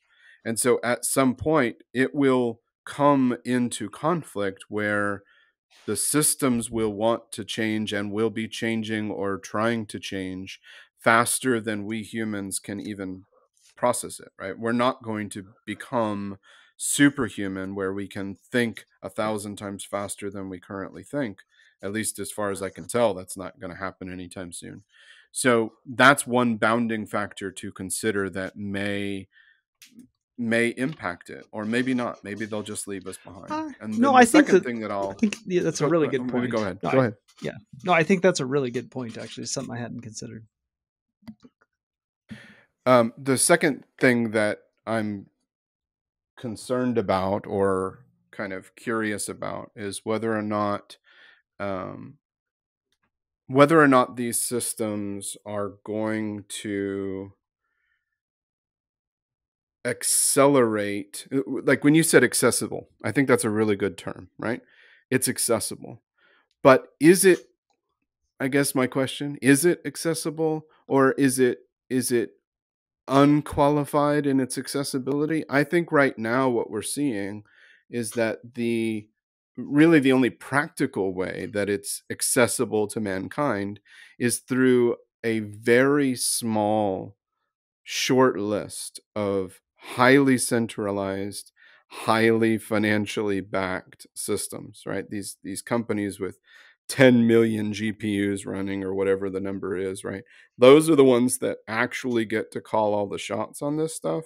And the rest of us are like, can I type in chat.openai.com, right? That's like, I don't know that really qualifies as accessible. It's almost like it's the scraps that are dropping from the table from all of the other adults that are up there, and we're the rats on the ground collecting the scraps or something. So I would tend to agree in part. I think that where I would disagree, So I would say that the jury's out on accessible. I think that you could fairly say that where I see the accessibility of it would be in things like I personally can go buy a computer at Best Buy and I can grab the Mistral 7 billion parameter model, and I can make it better than Chat GPT 3.5 on my own with some specialized knowledge. We'll say that, but there's a lot of people who can figure this stuff out without paying millions of dollars, without renting a bunch of, A100 GPUs. Like I can personally do that on hardware. I can go buy it, Best Buy today, and maybe have a Correct me if total I'm wrong though, investment. but that's using somebody else spent the millions to make that thing, and then you're just downloading Well, it and refining it, right? I'm talking about exactly. if it's really accessible, then I should be able to start from scratch and do it myself. And I don't think that's really going to be a reality anytime soon, if ever. One, yeah, and I would agree. I can fully agree with that. So maybe the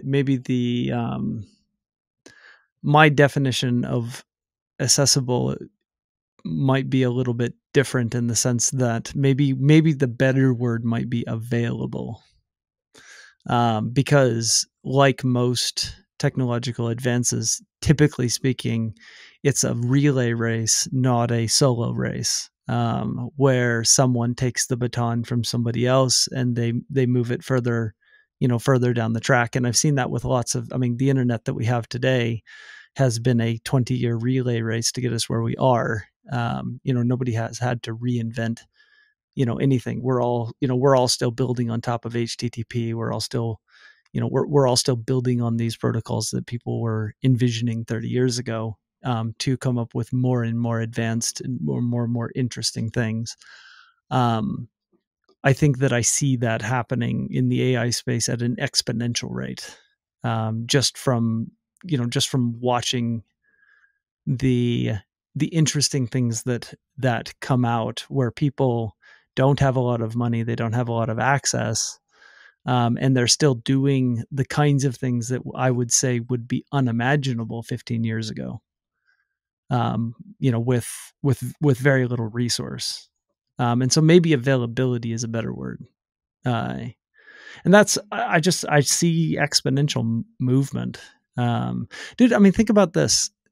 If 5 years ago, you're a 20-year developer, 5 years ago, if I told you that in 5 years you're going to be able to use machine learning to replace all of the developers that work for you that have less than, let's say, a year and a half's worth of experience, and you'll need one senior developer who really understands things, and then he'll work with a machine to do all of the boring jobs of coding, or everything that you would normally give to an intern or someone with a year's worth of experience.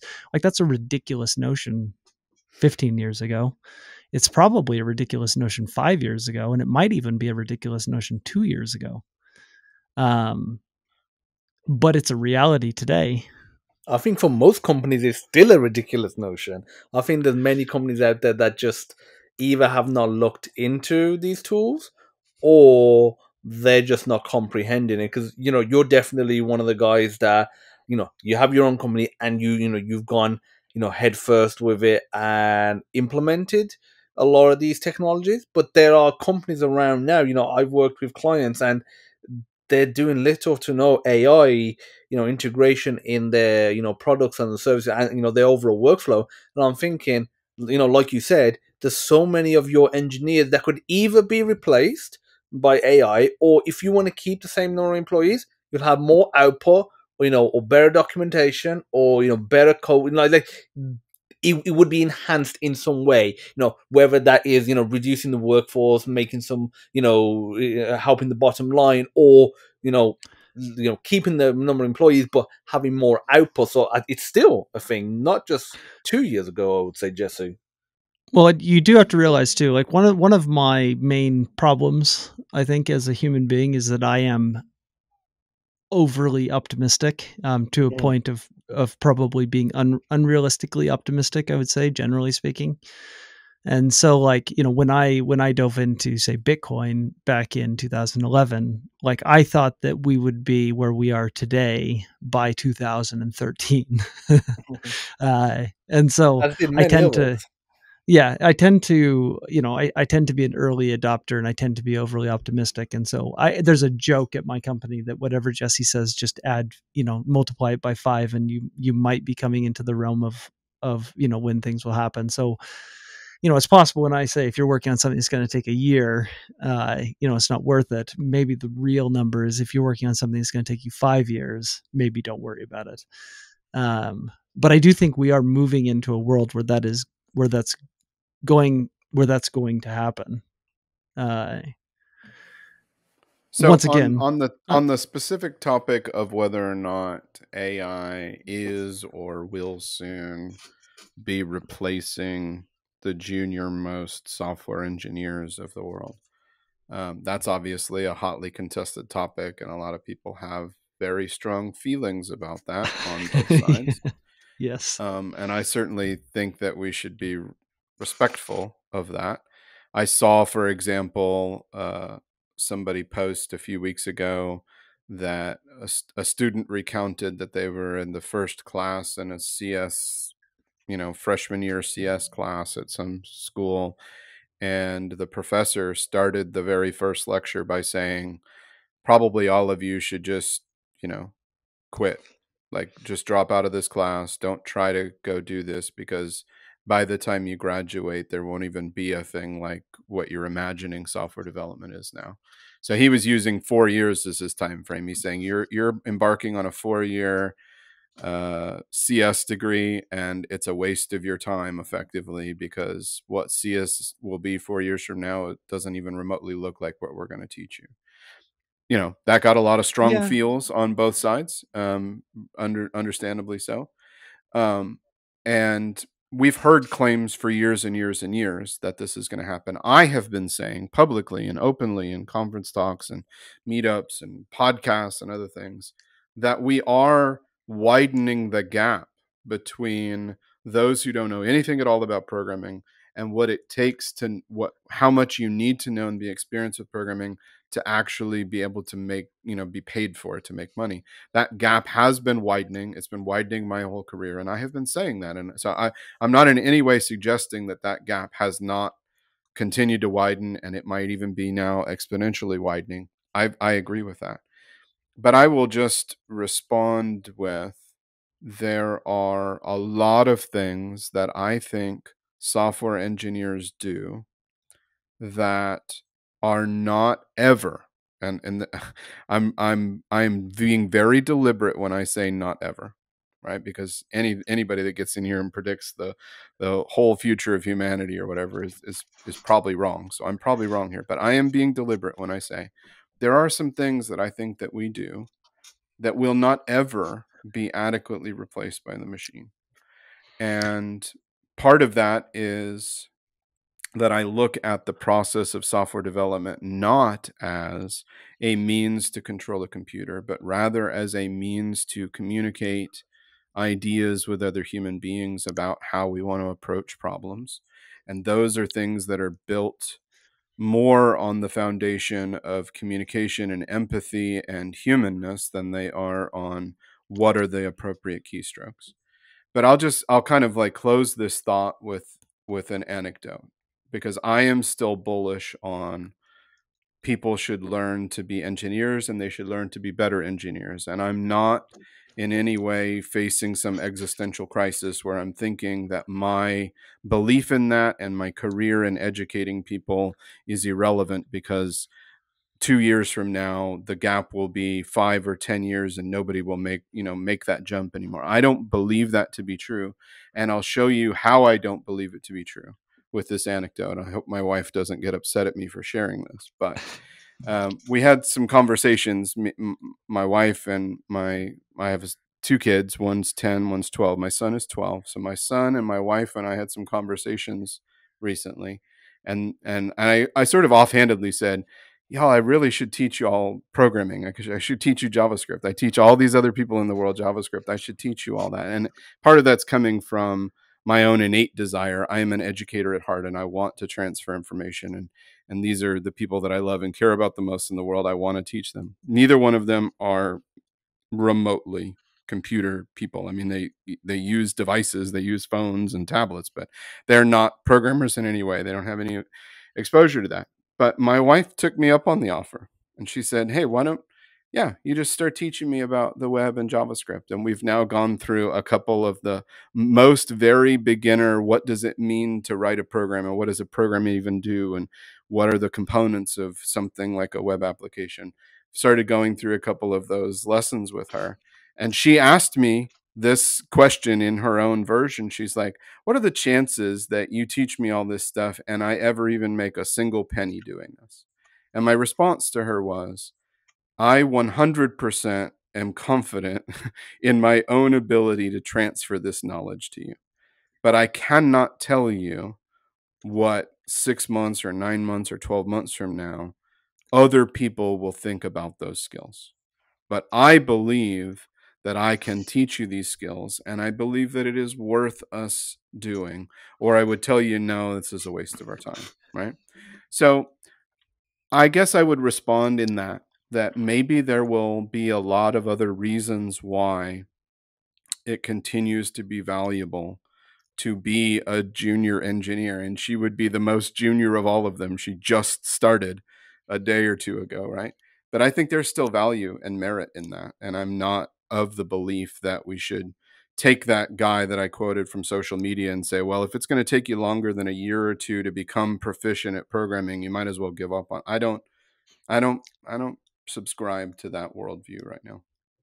Well, you know what's interesting is that I actually would say, and this might sound contradictory, but I don't think it is. I would say that now is the best time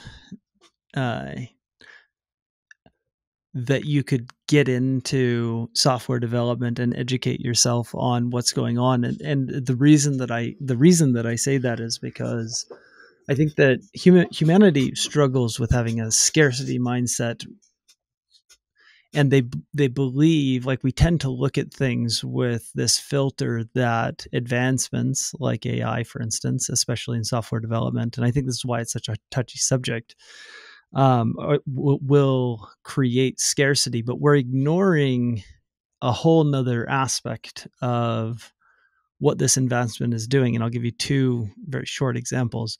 One, I've got a guy that worked for me that really wanted to go and develop a piece of software that is actually, I would say, is a relatively complex piece of software. It's very niche. It would cost him, if he hired a team of people to go in and do it, it would cost him a fair amount of money to, bring those people on and architect it and build it and all that kind of stuff.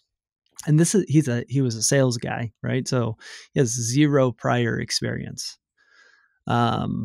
He asked me what he should do. And I said, dude, like, number one, you should start educating yourself and you should learn to be a software developer, because I think that if you begin that process of educating yourself, learning to be a software developer with the tools that you have access to today, this is no longer out of reach for you. Like, you don't have to have a scarcity mindset with what it looks like to develop a product.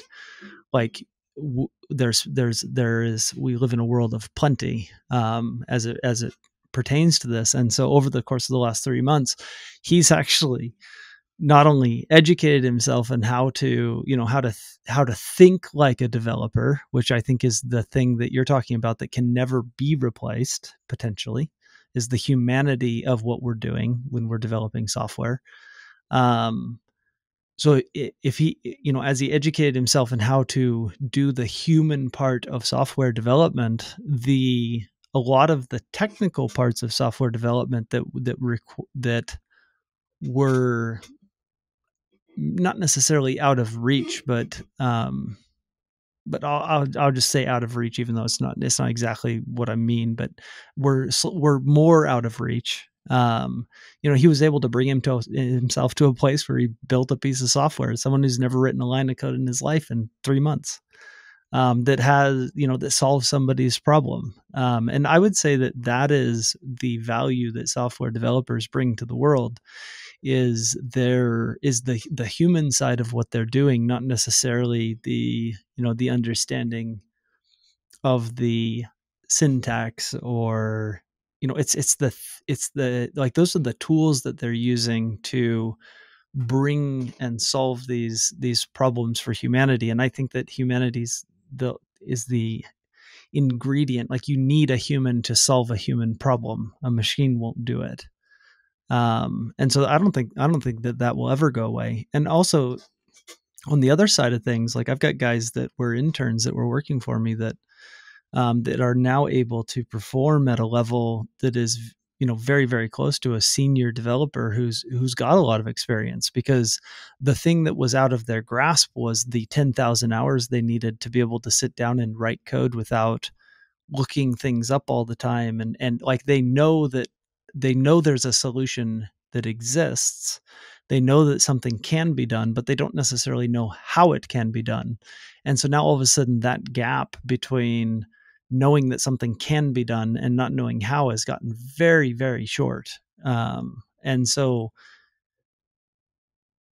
I think that you could do incredible things without spending 10,000 hours, because because you've got access to resources that that make that accessible. I personally think this is like the time to educate yourself. If I encourage every single person I meet who's thinking about, getting into software development, because I've heard this, like, should I even do it? Like, pretty soon a program's just gonna, an AI is gonna just do it for me. I'm like, no, that's not how it's going to work. You're still going to have to do it, because you need a human being in that transaction, because it can't just do it. And I don't know if that world will ever exist. I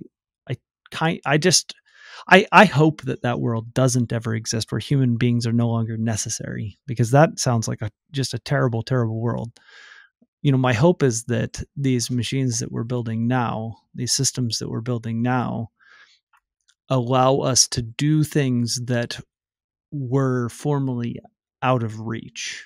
And I think it's going to require an education in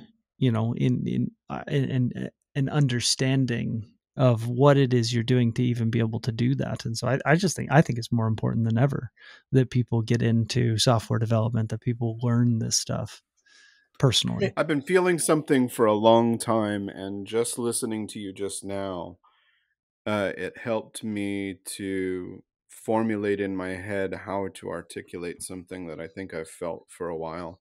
And so I'm going to say it for the first time. I've never said this before, but I think this is true. I think that there is a bit of existential fear and fear mongering maybe right now that AI is coming for all the junior engineer jobs. And that's kind of what I was responding to, is that true? And maybe what we actually ought to be saying is that AI is going to likely usher in a reality in that there will never be another me 10 or 20 years from now.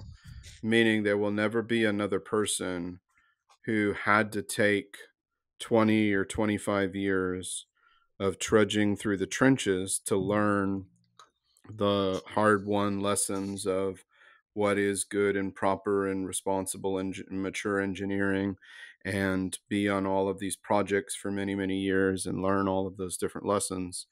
That there'll never be another person like me that had to go through that. And so what's going to phase out is our current comprehension of what it means to be a really, really senior engineer. Right now, we think of that as having been somebody that had to go through 8, 10, 15, 20 years of it. And probably what will be true 20 years from now is that you'll be the senior engineer after 6 months instead of the senior engineer after 16 years. Because you're going to be valuable for your humanity, not necessarily for your 10,000 hours of pain.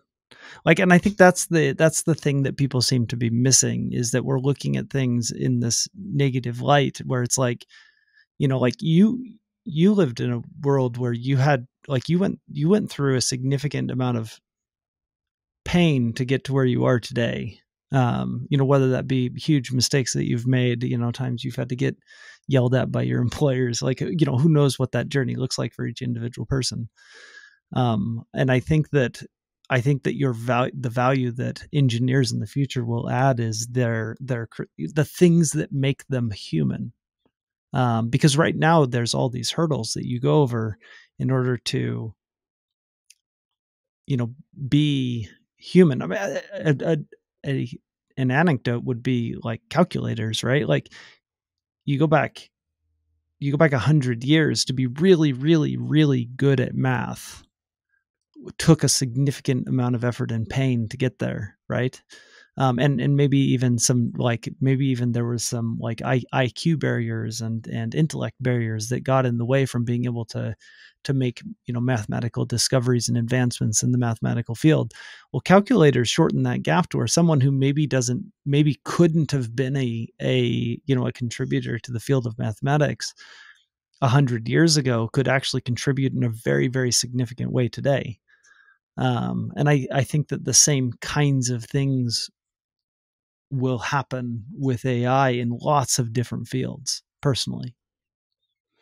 Oh yeah. Plus, I feel you was talking about junior developers, Kyle. I feel like just the definition of what you mentioned senior as well, but there's just a definition of what these these roles mean. Will change because it's like if somebody learns HTML and CSS, just knowing those two technologies, you're probably not really going to get a job.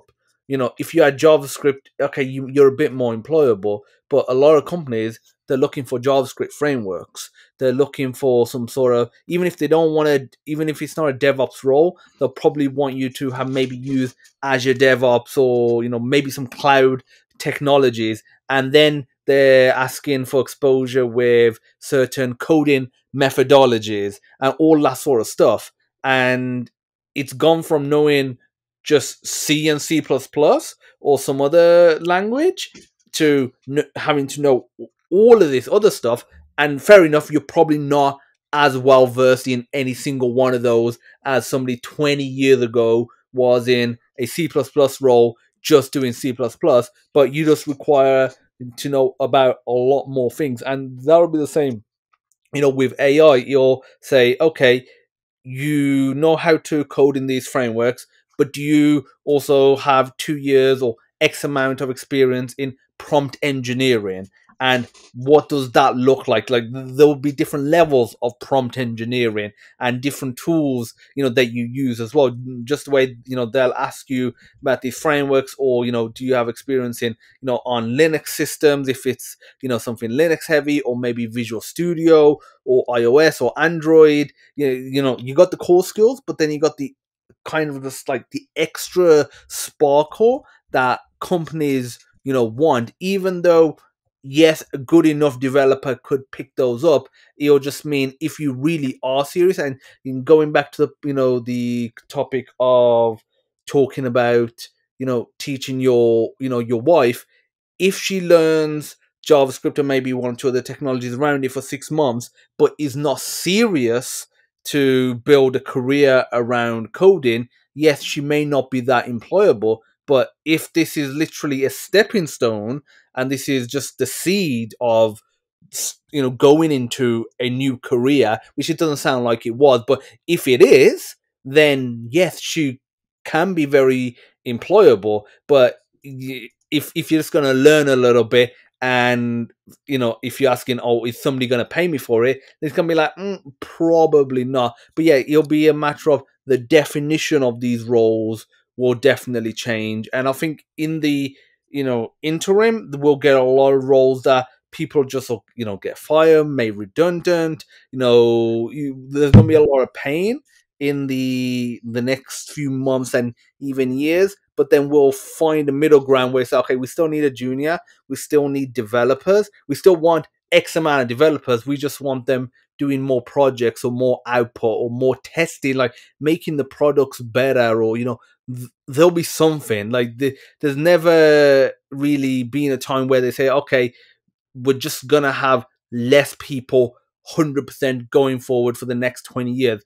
If we've got the money, generally companies keep on hiring, but what they're hiring for will just change. It's like a secretary, like people still use secretaries, today they still hire secretaries, but a secretary 50 years ago, that secretary, role does not exist today. Yes, a secretary from 50 years ago, that her role is 100% dead, but the concept of a secretary is still around. They just happen to require, knowledge in using a phone, in using, calendar applications, in using, Word document, the Word and Excel, and obviously a browse. Like, those are basic skills now considered for a secretary. Where if somebody came in and said, "Oh, I want to be a secretary, but I don't know how to use a computer, I don't know how to use anything around technology,"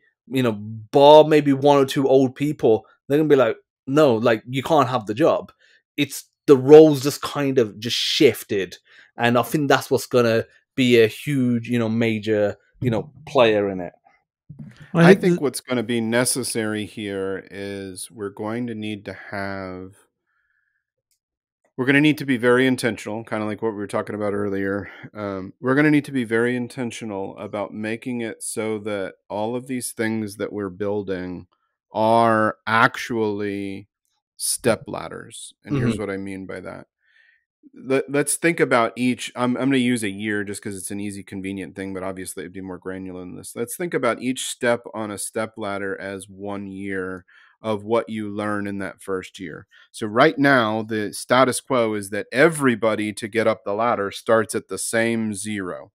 We all have to learn our way up. We all have to learn what the first step is before we can learn what the second step is, before we can learn what the third step is. For this to really benefit humanity, in benefit the industry of software development, we're going to need to have it not so that we eliminate the first 2 steps on the ladder and it's only the people with big enough legs that they can just step right to that third step, but that we can start people at step 3 and they don't need to have learned steps 1 and 2. That's a difference, right? If the tools and the systems that we build make it so that somebody could just start learning at step 3, then we are going to advance humanity with these tools. But if instead we make it so that you're not useful until you've learned steps 1, 2, 3, 4, 5, and 6, right?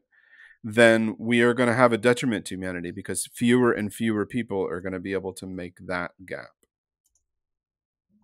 This will be the last thing I'll say on this, because I think that it's I mean, I guess it's what I believe. I think that what you see as technology progresses is that you see people being valued for their humanity. And what I mean by that is a secretary is valuable not because she knows how to write shorthand, which was what we thought might have been valuable, 50 years ago. And I don't think a secretary is valuable because she knows how to use Microsoft, or because she knows how to use Google Calendar, which might be what makes a secretary valuable today. But a secretary is valuable because a secretary has a innate human desire to be helpful, to support, to support someone in a business role, maybe the desire to be organized and efficient. Like, it's the human part of who she is. Everything else is a roadblock that keeps someone like that from being able to be a secretary. If you can't write shorthand, sorry, you can't be a secretary. If you can't type X amount of words per minute, sorry, you can't be a secretary. Those are stumbling blocks. Those are roadblocks that keep someone who is like that from being valuable to someone who needs someone like that. And I think that what AI is going to do is it is going to take the gap, the stumbling blocks out of the way and allow people to be valuable because of who they are as a human, their strengths. And so someone who is a developer, like they're not valuable because they know a certain framework. I mean, maybe that is why they're valuable today, but that's not what makes, and I hire a lot of developers. That's not what makes a developer valuable to me. That is there's a lot of times I talk to people and I think, man, I wish this guy was 5 years further along in his career, because I really, really would love to hire him because he's the right human being. Like, the value he adds as a human would be amazing. He's just 5 years away from where I could use him. That gap, I think, can and should and very likely will disappear, and people will be paid because of who they are and the value that they can bring to an enterprise because of their humanity. And I'm very excited for that world. Anyways, that's the last thing I'll say on it. But I just think that that's very exciting, and we need to get away from the scarcity. Like, this is gonna screw everyone over, and think more about the value that this could add to the different things that people are doing as human beings, not human doings. I call myself on my bio a human-centric technologist. So I've got 3 cheers for everything you just said. I think that's a much better outcome for this than I was predicting. So.